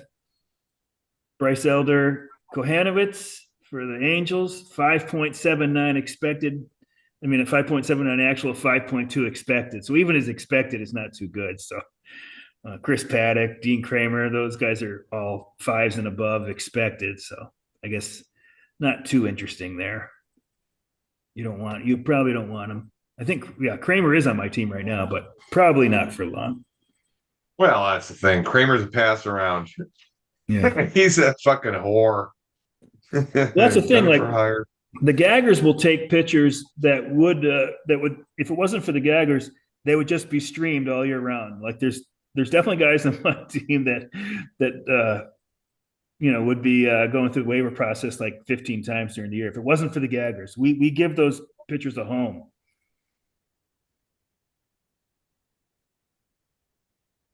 This guy's been up my ass this whole fucking hour and a Hey half. Frankie, it's like the gaggers are proposing to the easy girl at the bar. Yeah. The girl All that right. everybody I got a guy. that all you and you and all your friends have gone home with, like the gags will propose to her and make an honest woman out of her. I'm saying that I take pictures that if it wasn't for the gags, they would just be available to stream the whole year because nobody else would take them for the whole year. Like Kyle Gibson, I think I'm going to keep Kyle Gibson. All right. So I got a guy. What's your first question? What sport does he play? Now, Sean, do you know how to play this? I do not. Okay, so basically it's 20 questions and it's about a baseball player. So you got to ask the questions to figure out who the baseball player is. You can either Does ask that a make question sense? or then Jeff can dare you to do something. Is that it? No, Oh, I'm not gonna make him. okay.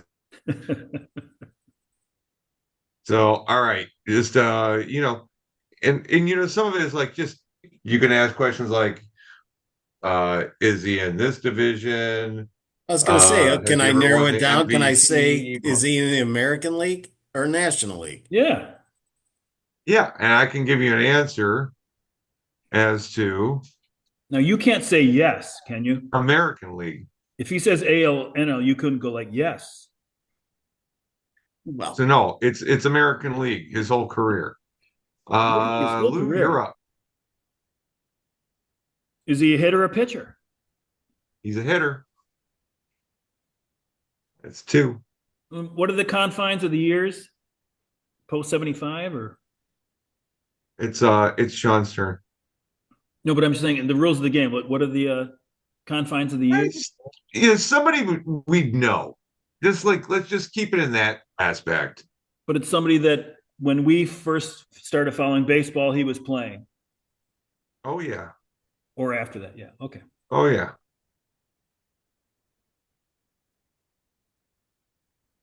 All right, Sean, you're up. And you can guess any time. It counts as a Question. question.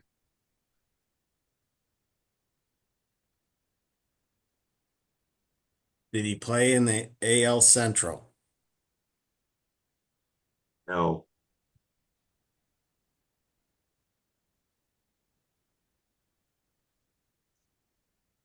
Does this count as a question if I ask, did the AL Central exist when he didn't play in the AL Central? Did exist and no. Oh, It existed. well, no. That's fine. I'll use it as my When question. did the AL Central become a thing? In the 90s sometime, right? Yeah, then he was in the AL when it happened. So yeah, we're at five. The Central existed, but he did not play in it. He did not play in it. He's East or West. So back to you, Sean. We're at five.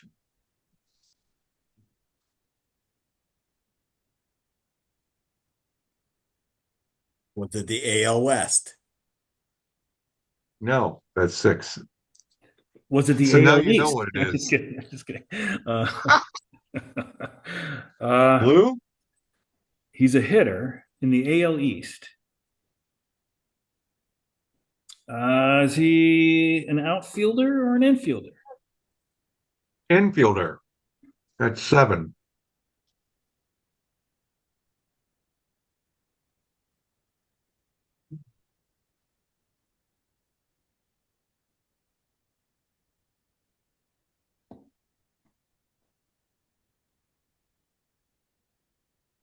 Did he John, you're play up. first base? No. Maybe a little bit. I don't know. Let me check. Melissa. Primarily, did he play first base? No. I'm going to guess that he's a middle infielder then, right? Because if he was third base, Jeff might have some question as to whether he played any first. So let's go with second base, shortstop, AL East.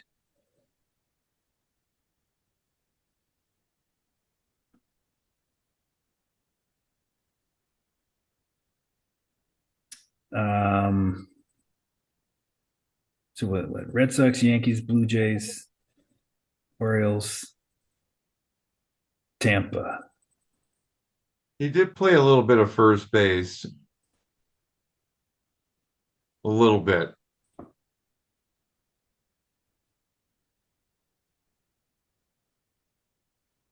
Did he play north or south of Philadelphia? Both. What did you say? Look at a map. Both. He played both? He played north and south of Philadelphia. You're not counting away games, right? No, I'm talking about the teams he was Yeah. on. Okay. Got two of So them. we're sitting at nine. So we got a guy who played Rays or Orioles and Red Sox, Yankees, Blue Jays. One of those three and one of those two.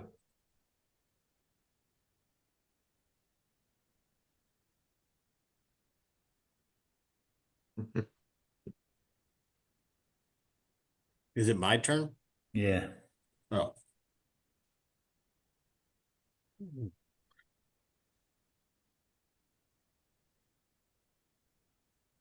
Did he win a World Series?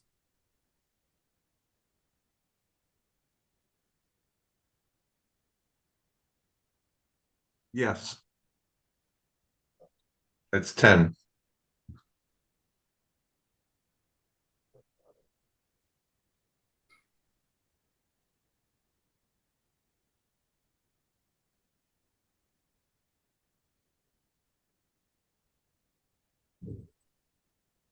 Blue. Yeah. All we got to do is narrow it down, brother.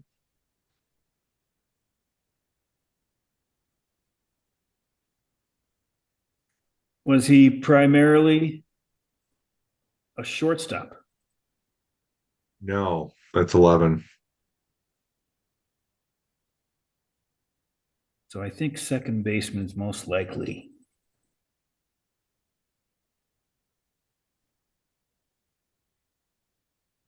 Did he play on the Rays? Yes, that's 12. Actually, I think I meant he's probably a third baseman, right? Because Jeff was questioning that he played a little first. So I misspoke.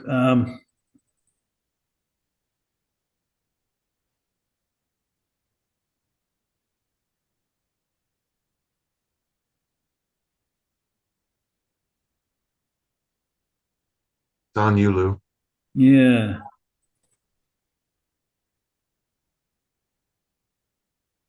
Yeah. I'll just waste one. So he's primarily a third baseman. Yes. It's 13.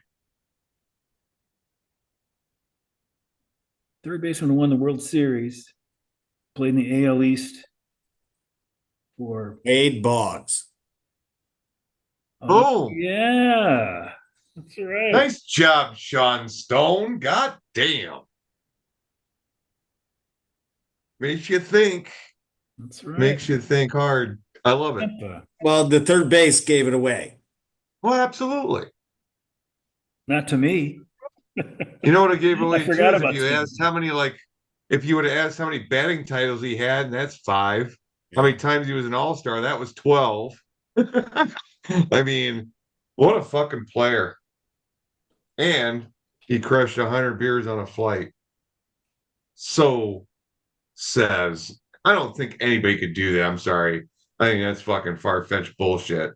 Did he That'd be used to pretty eat tough. chicken before every game? Yeah, something like that. They call him a chicken man. I think I'm better at this game live.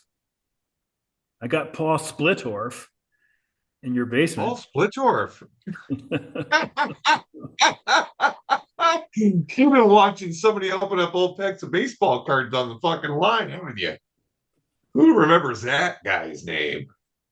I think he died. You know what? I want to see what the Russell brothers look like now, standing next to each other. It's just all something we're destined to do, Shawnee. Just Paul and Rick just hanging out, Yeah, duck he hunting or died some in shit. 2011, Paul Splitorf, Wow. because he was their announcer. Because I used to go down to Kansas City and watch the Sox play all the time, dating the wife at the time. She was from Kansas City. He was He their was a announcer. pitcher.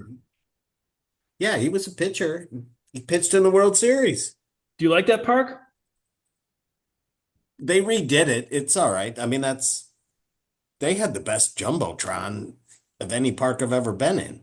I always thought New Comiskey, when it first opened, looked like a cross between Yankee Stadium and KC, sort of, you know?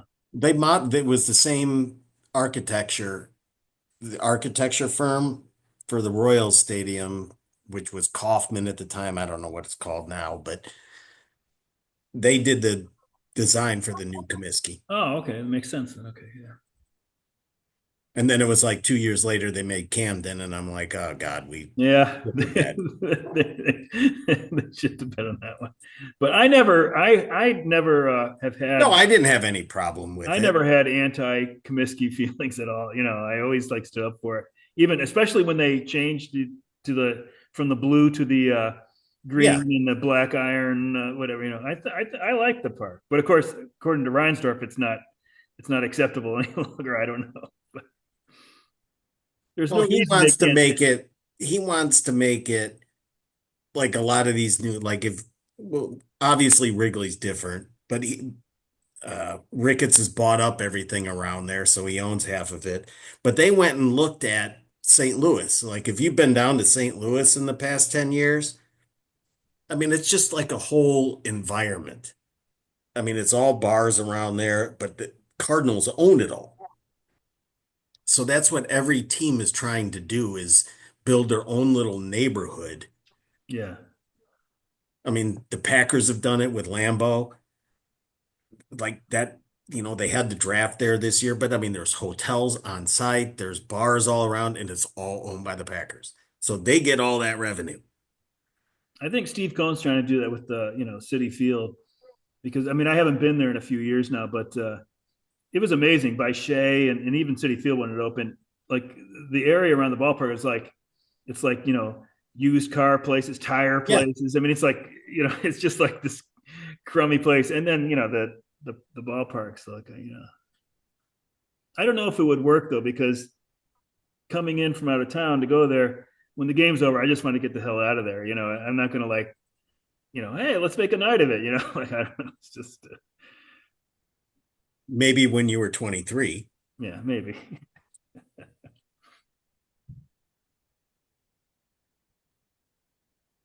No, but I think that's the whole new wave of all these people with new parks. They want to build their own little thing. And so when people leave the park, then they still get revenue by them going outside. And What's Jerry's dream though? Like, I mean, is he going to build a park? Where would he build it?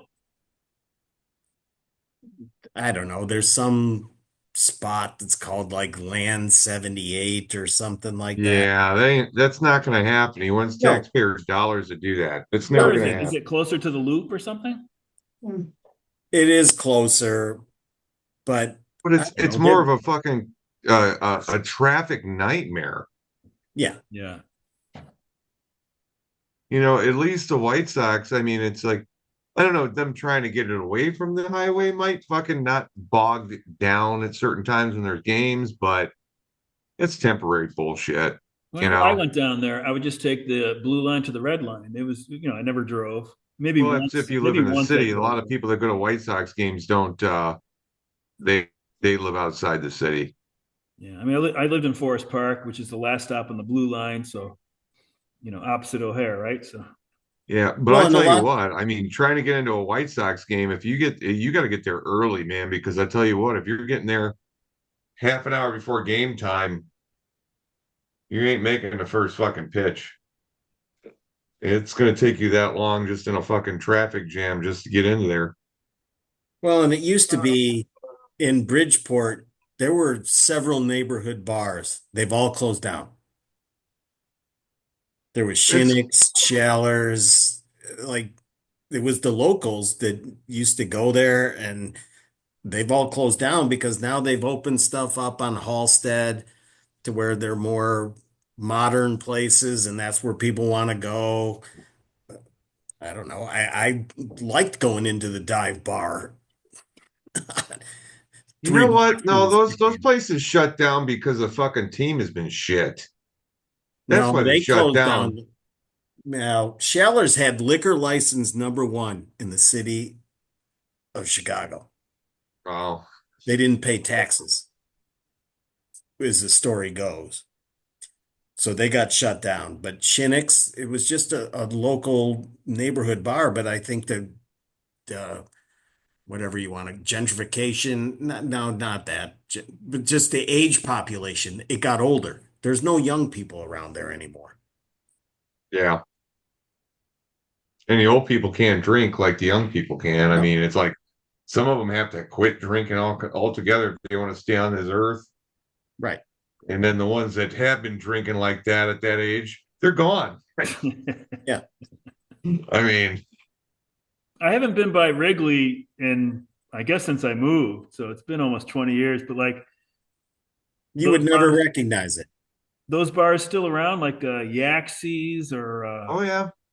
in the Wrigleyville Actually, Tap. yeah, Yaxie's is still there. Wrigleyville Tap turned into Fuel, and I don't know, and Ginger Man and Now it's Trace, I believe. Metro must still be there, I imagine, right? So, Metro's still there. Yeah. Rob, Ginger Man is G-Man Tavern. okay, same thing. So and Raw So Bar they just is renamed next to and Wrigleyville Tap. rebranded. But shit just your standard like Sluggers, Cubby Bear, they're all there. But there's like a mess of bars that like just they keep just changing names. Keep the same like they'll change concepts over time, you know. So there's a few places like that up and down the strip. Well, Same Wrigleyville owners. Wrigleyville They just Tap that decided to do a different thing. Wrigleyville Tap broke my heart. The owner of the tap was in the beer league one year. He was in the beer league in '96. That's when we had Mm. 22 teams. You probably remember that, Sean. We had the draft there. But he had the option to buy the building, I think, and he turned it down. And it was a big mistake because the landlord uh, leased the place to a bar called Fuel. So Yeah, it was a hostile takeover by somebody who decided, you know what, we're going to buy the building that bar's in and take over the bar is what they're going to do. yeah, so That's a lot of these fucking yeah, that's a I dirty little trick, but it I went happens a to lot. Fuel one time. I walked in and it just like it just made me so uneasy. Like they had I think they had like fake indoor like fireplaces and stuff in there. It was just it was like an airport bar. That's what it They were trying to make felt it like. douchey. Yeah, it was terrible. And like Rigolo Tap was, it was such a big and comfortable place. It was a big place. I mean, at least in my memory, it's kind of big. It's at two big rooms and But then he opened Red over at like Roscoe and like Damon, right? Jim. Yeah, it was called Red Nine or some a Red something. There was a bar over there at Red Number Nine or some shit. Where was it? It was right on the corner of like Damon and Damon and Roscoe. Yeah. That's Village Tap is near there, right? Or that was Hoyne. That was Hoyne. No, it was right on the corner. It was the old Riverside. Now it's like what the fuck is it now? The Reveler is what it's called. Hmm.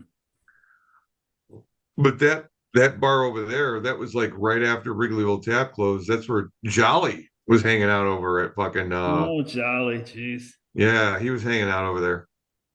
Is Jolly still around? Do you know? Oh yeah. Yeah. Yeah, Oh, he's looking jeez. good, man. Dude's great. He's Oh, got to be what about 76? I Still remember kicking ass, taking names. bartender Charlie Tierney. Maybe I can't remember if that was his name, but he Related to Ed Tierney? you know, but I know he died probably 10 years ago. But the last time I saw him was at Comiskey or whatever, New Sox Park, whatever, and he was a beer vendor there. So. Mhm. He was really. I would go there. I had the store across the street from Regular Tap, so I'd go there. Sometimes I even went there when the store was open, and I had my phone that I could still get phone calls from where I was sitting. So sometimes I'd have to run across the street when somebody went in. This is probably about when I knew I wasn't going to be open for much longer.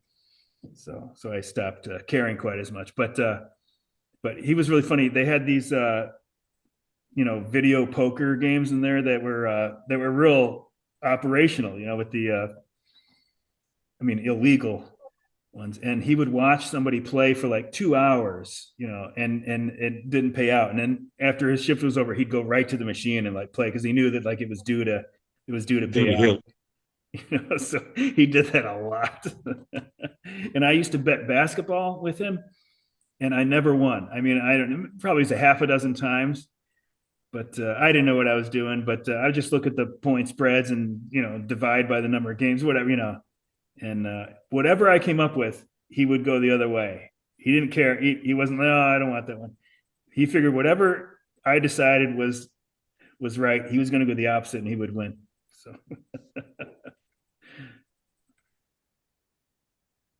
That's awesome. Hey, did you own the card shop or the collectible shop across the street from the yeah, yeah. Metro? So you remember when Wesley Willis would sit out Oh there yeah, and yeah. fucking He just he would come draw on the in. fucking sidewalk? Yeah, he would come in. I think I didn't kick him off in the front of the store, so I think he liked that, because I think other people would shoo him away. They didn't want a crazy person in front of their place of You know how business. many times I had the opportunity to buy one of those fucking drawings he made for $5 Yeah, back in the day, and all those drawings are worth like 15, 16, 25,000 dollars. yeah. Even his tapes, he would come into the Wrigley Tap and like be selling like cassette tapes and stuff. I don't even know. I guess I never bought one, but it's funny. My kids know who he is. My niece and nephew and my kids know who Wesley Willis is, and I don't know how it came up. Maybe And Diane you told told them them, that. oh, you used to come into the shop all the Yeah, time. they were amazed. They couldn't believe it. They know that the songs like "Rock and Roll McDonald's" and all this stuff. They thought he was great. He goes, the cheese goes crunch. Oh man. I just thought he was a nut. I mean, I didn't think like this man's a genius. I just thought this is a crazy person. Because he would come in. There was this thing going around where people are like, yeah, tell him rah. And if you said rah to Wesley Willis, he'd headbutt the fuck out of you, make you see stars. That's why you had that brown spot right in the middle of his forehead. That was a callus. Yeah, I know. I never said anything And bad to him. and that was a little game people played. It's like, yeah, go tell Wesley rah. He loves it. He was a Hey, big dude rah, and you too. just go crack. He was a You big know, dude too. He was like, I think he was even tall, right? I mean, I know he was big, but he wasn't taller than me, but he was pretty kind of big. He was, it was probably about 6 foot 260 is what I'm thinking. I had all these stadium posters decorating the store, and so one time he came in and he pointed at the stadium and he said like, "What's the capacity of that?" And I was like, "I didn't know." So I was like, "I don't know. I guess like 50,000." And then whatever number I threw out that, which is obviously just a pulling it out of my ass, he was satisfied with that. And he'd point, "What about that one?" I was like, "I don't know, maybe 48,000." But he was satisfied with all the answers I gave him, so I was happy about that. I didn't want to say like, Wesley, I really don't have a fucking clue. I'd say somewhere between 35 and 60,000. I don't know. Yeah, see, a lot of people said, Wesley was paranoid schizophrenic. I don't know if that's like the actual, like, I don't know. I haven't read up enough about it to claim this or whatever, but it's like, I don't think, when I think of paranoid schizophrenia, I think of like people that can be very fucking violent, you know? I mean, really fucking violent. And he was one of those guys where I didn't really think that he was just like fit that type where you just go off and start beating people's asses. He never did that. Yeah, He I always never saw kept it that. kind of cool and compact. I think he was more on the autism spectrum than anything, Yeah, more than like definitely. paranoid Yeah, schizophrenic. I think he was more autistic. And, it was just on the spectrum of where he was socially. yeah. Well, people can have multiple things too. So Well, that's true too. I know that from family experience. But it's like you never heard of him like just destroying anybody or just like, being very violent. He was never really a very violent person, you know?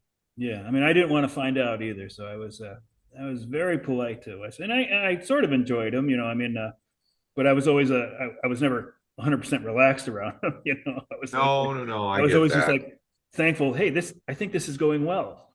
So, This motherfucker is off his rocker and he's bigger than me.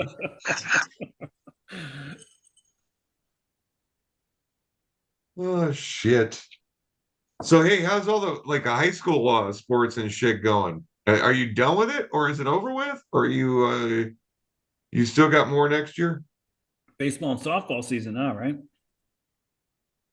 Well, no, I only have one in high school. She's a freshman. That's done. Uh, the other's in eighth grade. That's where we went to state and nationals. Granted, it was only eighth grade, but Oh, you got a lot of years going on. You get to watch a lot of good fucking, man, you get to cheer for your girls yep. for a while now. Well, uh state track is coming up, and the eighth grader, she was in basketball, soccer. She's a phenomenal athlete, and I don't Takes know if after a she's mama. yeah. No, Who got her No, I mom mean, playing high you were a pretty school? good ball player too. no, I was fast. I never ran track because it was in baseball season. But she runs track. She's gonna be, I guarantee she'll be top three in state for hurdles. And I think their team for the 4x1 and the 4x2, I think they're gonna win state in both of those. I mean, they're Hmm. good. They're fast. How tall is she? She's, man, 5'6". Okay. Decent size for hurdles. Yeah, in eighth grade. Yeah. Nice. And your youngest is what? First grade now? First grade. First grade. Now, He just turned 7. what did her mother do as far as being an athlete? She could do everything, but she predominantly played volleyball and basketball. Okay. He's like 5'9.5". I'm 5'10". She's a smidge shorter than me.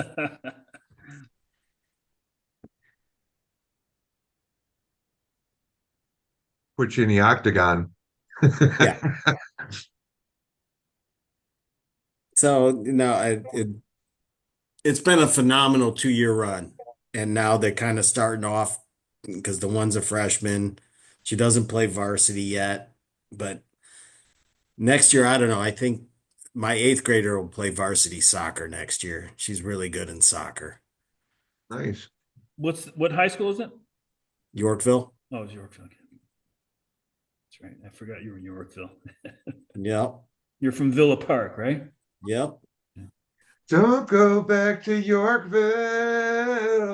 Mhm. I see what I did there.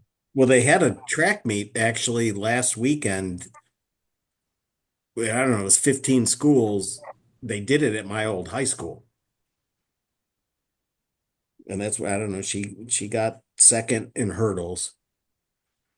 And then they won the 4x1 and the 4x2. So that's why I think they're going to do really good at state in Did those. they paint over all your graffiti in the stalls? I didn't go inside actually. It's all, I'm like, man, this place looks a lot better than when I went here. Doesn't seem like a lot smaller. Well, it does seem smaller, but the football field, we had grass, natural grass, and it was, I don't know, they played soccer on it and they did a bunch of other things, and it was always kind of beat up. Now they have that artificial turf, the fake turf stuff, like that they put in every NFL stadium. I'm Yeah, like, with the oh, little gee. BBs and shit in there. Yeah, yeah. And I'm like, man, that would have been awesome to play on this. Have you ever gone back to your grade school, like your elementary school as an adult? The outside, You haven't gone inside, no. Lou? No, because I'd worry that the police would be called or something. Like who's this strange man? No, it's just even if like, I don't know, back in my town, I was like some of the grade schools, you could like rent out the gyms and shit and just shoot arounds and stuff like that. So you'd be at a grade school renting out the gym for like $80 for like 2 hours. And you'd have 12 or 20 guys pitch in for the 2 hours at a time and play basketball games. That's what we would do.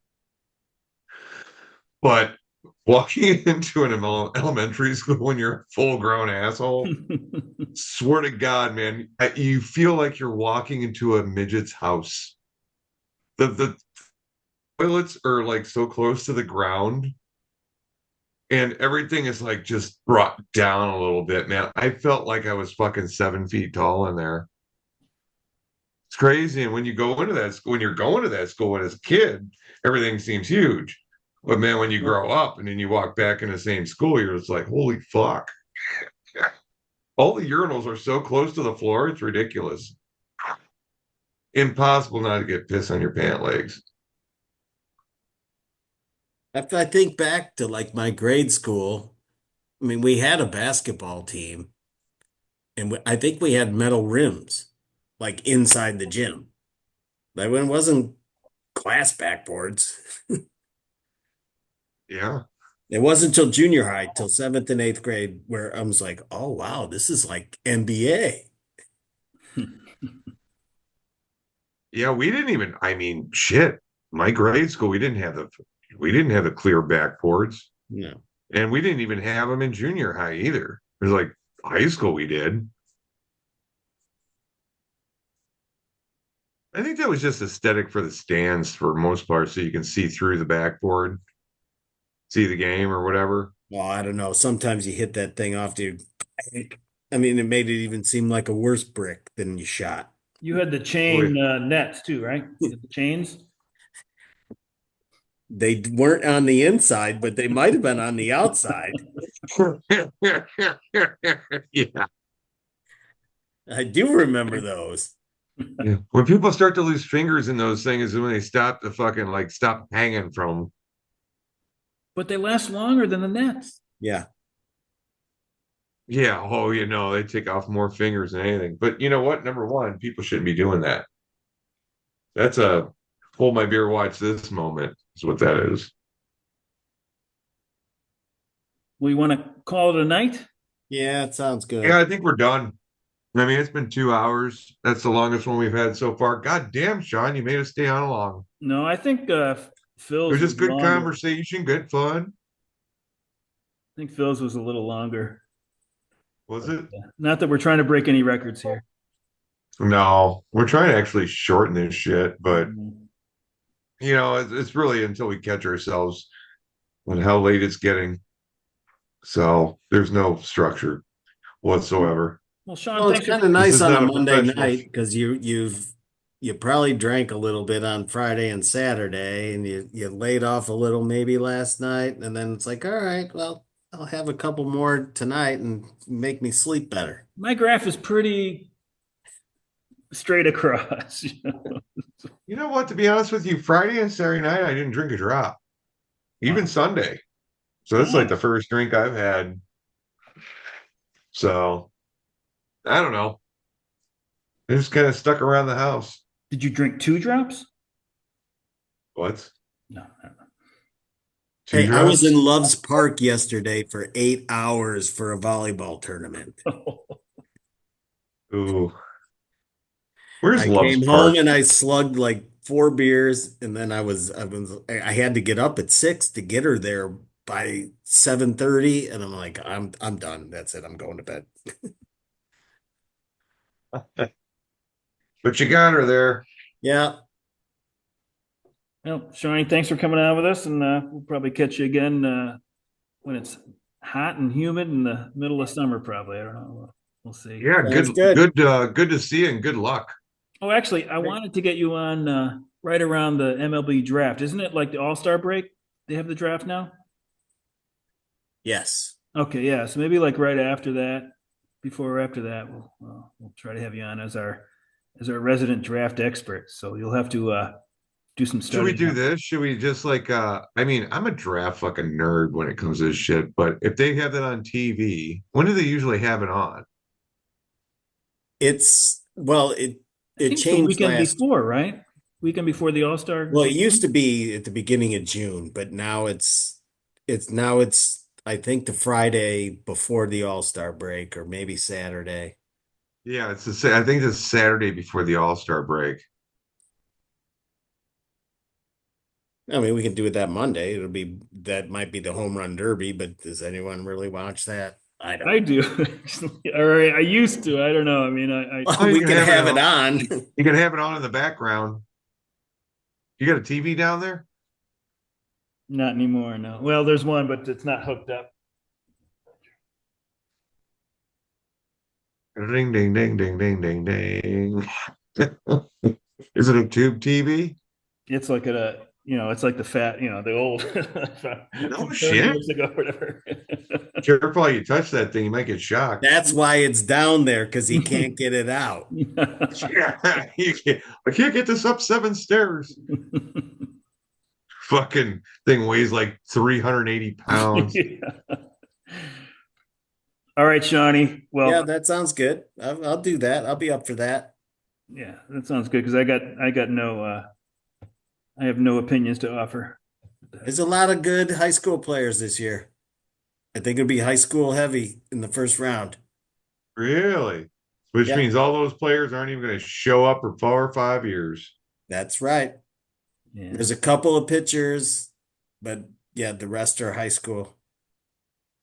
That's the And biggest some of them are drawback to thinking the maybe college ain't the thing. that's the biggest drawback to the MLB draft. We all know. I mean, like the other ones are so much more immediate, right? You're taking a guy in the early rounds, and he's gonna start. He's gonna play for you. Well, everyone's pick a year ago was Ethan Holiday. It's Jackson's younger brother. Oh Yeah. yeah, I've seen the videos.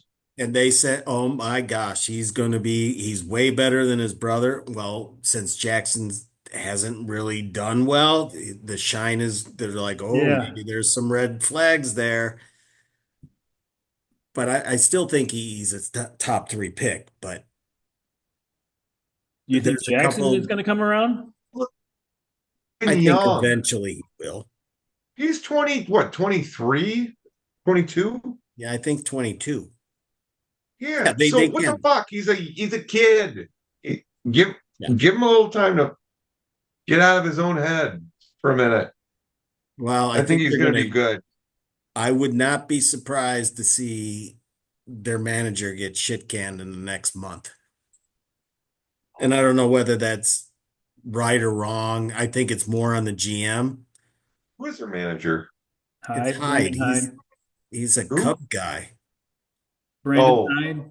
Brandon Hyde.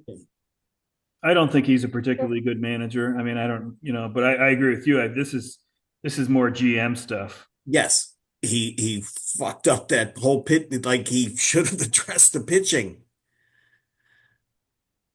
Well, he put all his eggs in Grayson Rodriguez, and then he didn't re-sign Corbin Burns. If they would have re-signed Corbin Burns, that would have helped out a lot. But when they lost him, I think a lot of those guys on that team are like, we're fucked.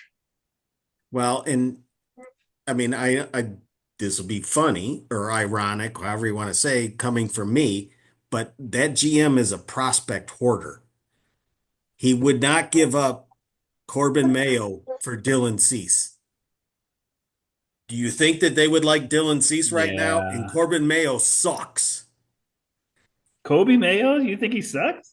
He can't hit a fucking breaking ball to save his life. You know, He's a they strikeout machine, they could be and making a he's a big first mistake baseman. now. If he's up now and he He's a doesn't third do baseman, well, isn't he? if he doesn't do well now that he's up, they're going to ruin his trade value. They should have traded They him. already ruined his trade He value. came up and he did okay, so they could have traded No, him in he the didn't. offseason. He did not do okay when he came up. He like hit over 300 when he came up, right? He was like 14 for 39 or something. I can't remember. With 39 strikeouts? I mean, seriously, he was a K machine. I think his average was decent. I don't know, but I guess maybe maybe I'm thinking that they were talking about what his stats in the minors were this year. So maybe that was it. Well, he might be doing better in the minors this year. I don't know, but But even like Norby and Stowers, they went to the Marlins, and yeah. Stowers is doing Horse great. hit a couple home runs the other day. He's the one that got my Mason Miller a minus 13. Motherfucker. Goddamn So they grand thought he was slam in the ninth expendable. inning, walk-off grand slam. Stowers was a second round pick. I mean, he wasn't first round pick, but I mean, still Was it's he not like some late ex-Boston round guy pick. or ex-Baltimore guy? Went from Baltimore to the Marlins. That's right. I don't know. They've jerked around Jerstad. Like, put the guy in the lineup at first base and let him play. If he can't hit, he can't hit. But like, I don't understand that he's a platoon player. It makes no sense. He was your Not first round draft pick. Let him Yeah, play. he was a second pick in the draft. Yeah.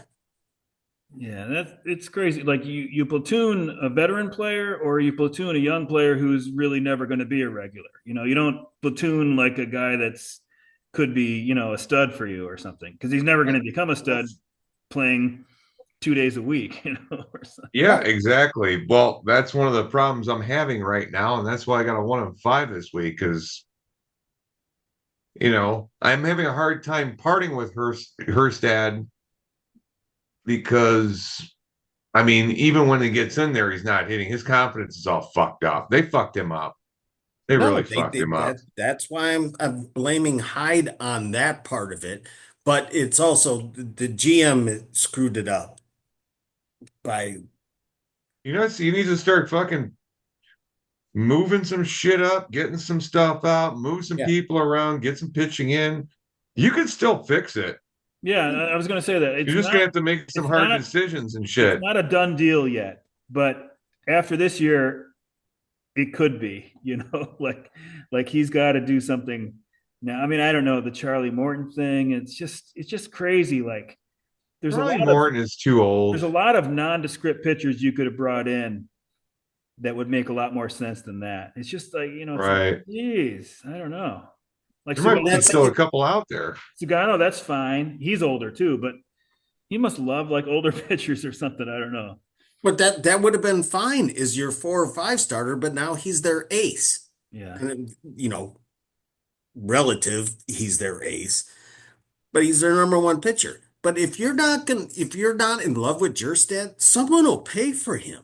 Yeah. Go get a trade him for a pitcher instead Well, of sitting him on your Are you bench giving me think they will. advice 5 right days a now? week. I think they will. I mean, I think that wouldn't be a prediction I would be proud of when it happens because it's just so obvious, right? They need a pitcher real Yeah. bad. And they've got guys to trade. They still have that been Basallo. reluctant They to still have do that it. Basallo catching prospect, right? Yeah, Geez, and he's blocked. they're still loaded, even though they've traded some guys. They're still loaded. Well, and I mean, he's blocked to We come got up there, Kirstead. and they have So first base options. I mean, whether you want to, O'Hearn, Mountcastle, you could trade the Mountcastle number is one catching terrible. prospect for him. Mountcastle is terrible. He's fucking terrible. I don't think he's terrible.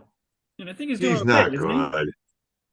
No, not good. He's Trumbo.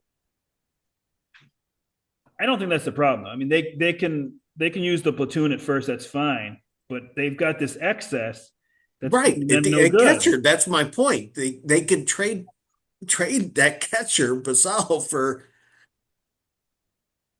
probably a really good pitcher. You Yeah, talking about Adley Rushman? talking about No. Samuel Basallo. Oh, Basalo. Yeah, Yeah. Because I mean, he's not gonna what he's gonna be a backup. Well, they're talking about platooning him maybe at first and DH and then being Rushman's backup. Like, really? Someone will pay more than you'll get a better return getting a pitcher for him. well, they'll. I What if he mean, comes up they and they will. just They move will definitely make Rushman it. over to fucking first base? Rushman's the catcher. He's the captain. They will He's the definitely captain, make a he's the trade for a catcher, he can be the pitcher first baseman, he can be the soon. captain. That's no big deal. But it's like it'll save his fucking career time and his bat for the fucking Orioles, you know. And why wouldn't you? Especially if Basalo is a very good defensive catcher. I don't know if he is. Is he? Yeah, he's kind of Because you mediocre. got Adley Rushman's like fucking 5, 6 years above him. So he's going to start to age out of the catching position, and then you'll have this other guy coming in and taking where he left Well, off, and then he they gets gotta think a lot more immediate than that. Like like 5 years well. from now, It depends. you got to be Yeah, thinking now because this is like they could blow this, and it would be a shame because it looked like they were doing everything perfect. I understand drafting hitters as opposed to pitchers for the same reason that you were talking about your NA squad, Sean.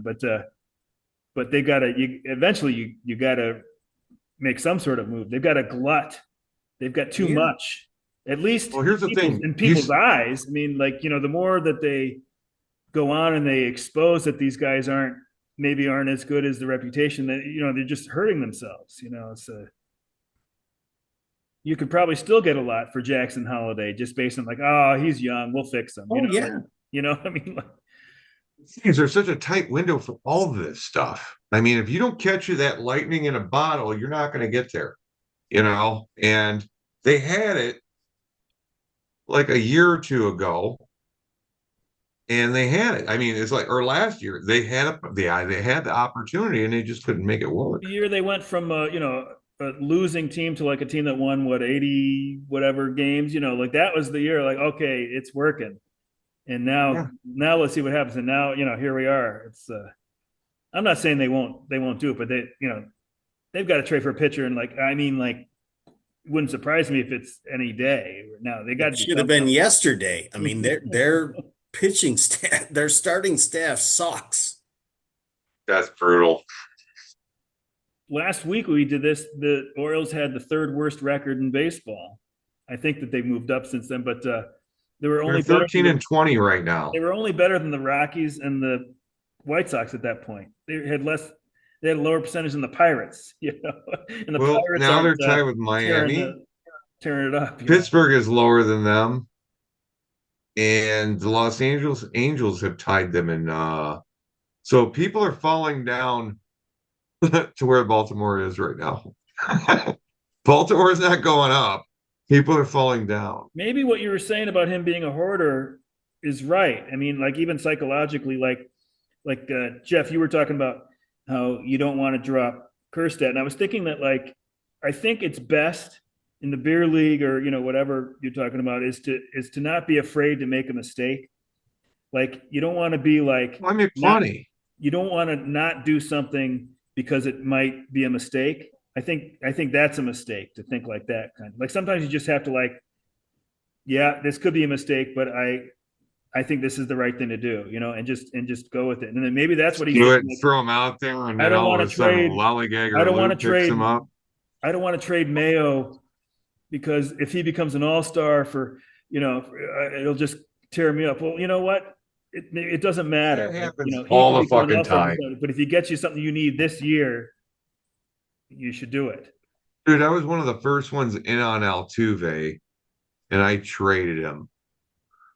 It was like the first trade Altuve was like traded in the beer league when he got into the beer league, you know, and goddamn regretted that for about fucking 6, 7 years. remember having Altuve myself, and it wasn't a Everybody trade. had I him think like it was like just like early a. in the day, but I think it was just a pickup. And back then, he was just like a guy that you would have as your backup, at second or short or something like that. Like uh, and I dropped him. I didn't keep him. everybody Like was he giving him wasn't a day or anything two. to me. And about 2 months in, that's when he took off, I think and he Jose didn't stop for a Ramirez while. too. I think I had Ramirez before I knew that he was so good. Yeah. But you can't be All right. afraid. You can't be afraid to drop those guys if you just have to do what you think is right. You know. Exactly. All right. Well, Yeah. Okay. We I should think go this is a now. good spot to stop and Now we're smell the getting close to the roses. Phil territory. So yeah, we should go. Yeah. Sean, great talking with you, man. Good to see you guys. Good luck to you. Good luck to your daughter's sports. Yep. Good luck to Have everyone. fun and all that shit. Root her See you at on. draft time. All right. We'll see you before then. See you, Sean. All right.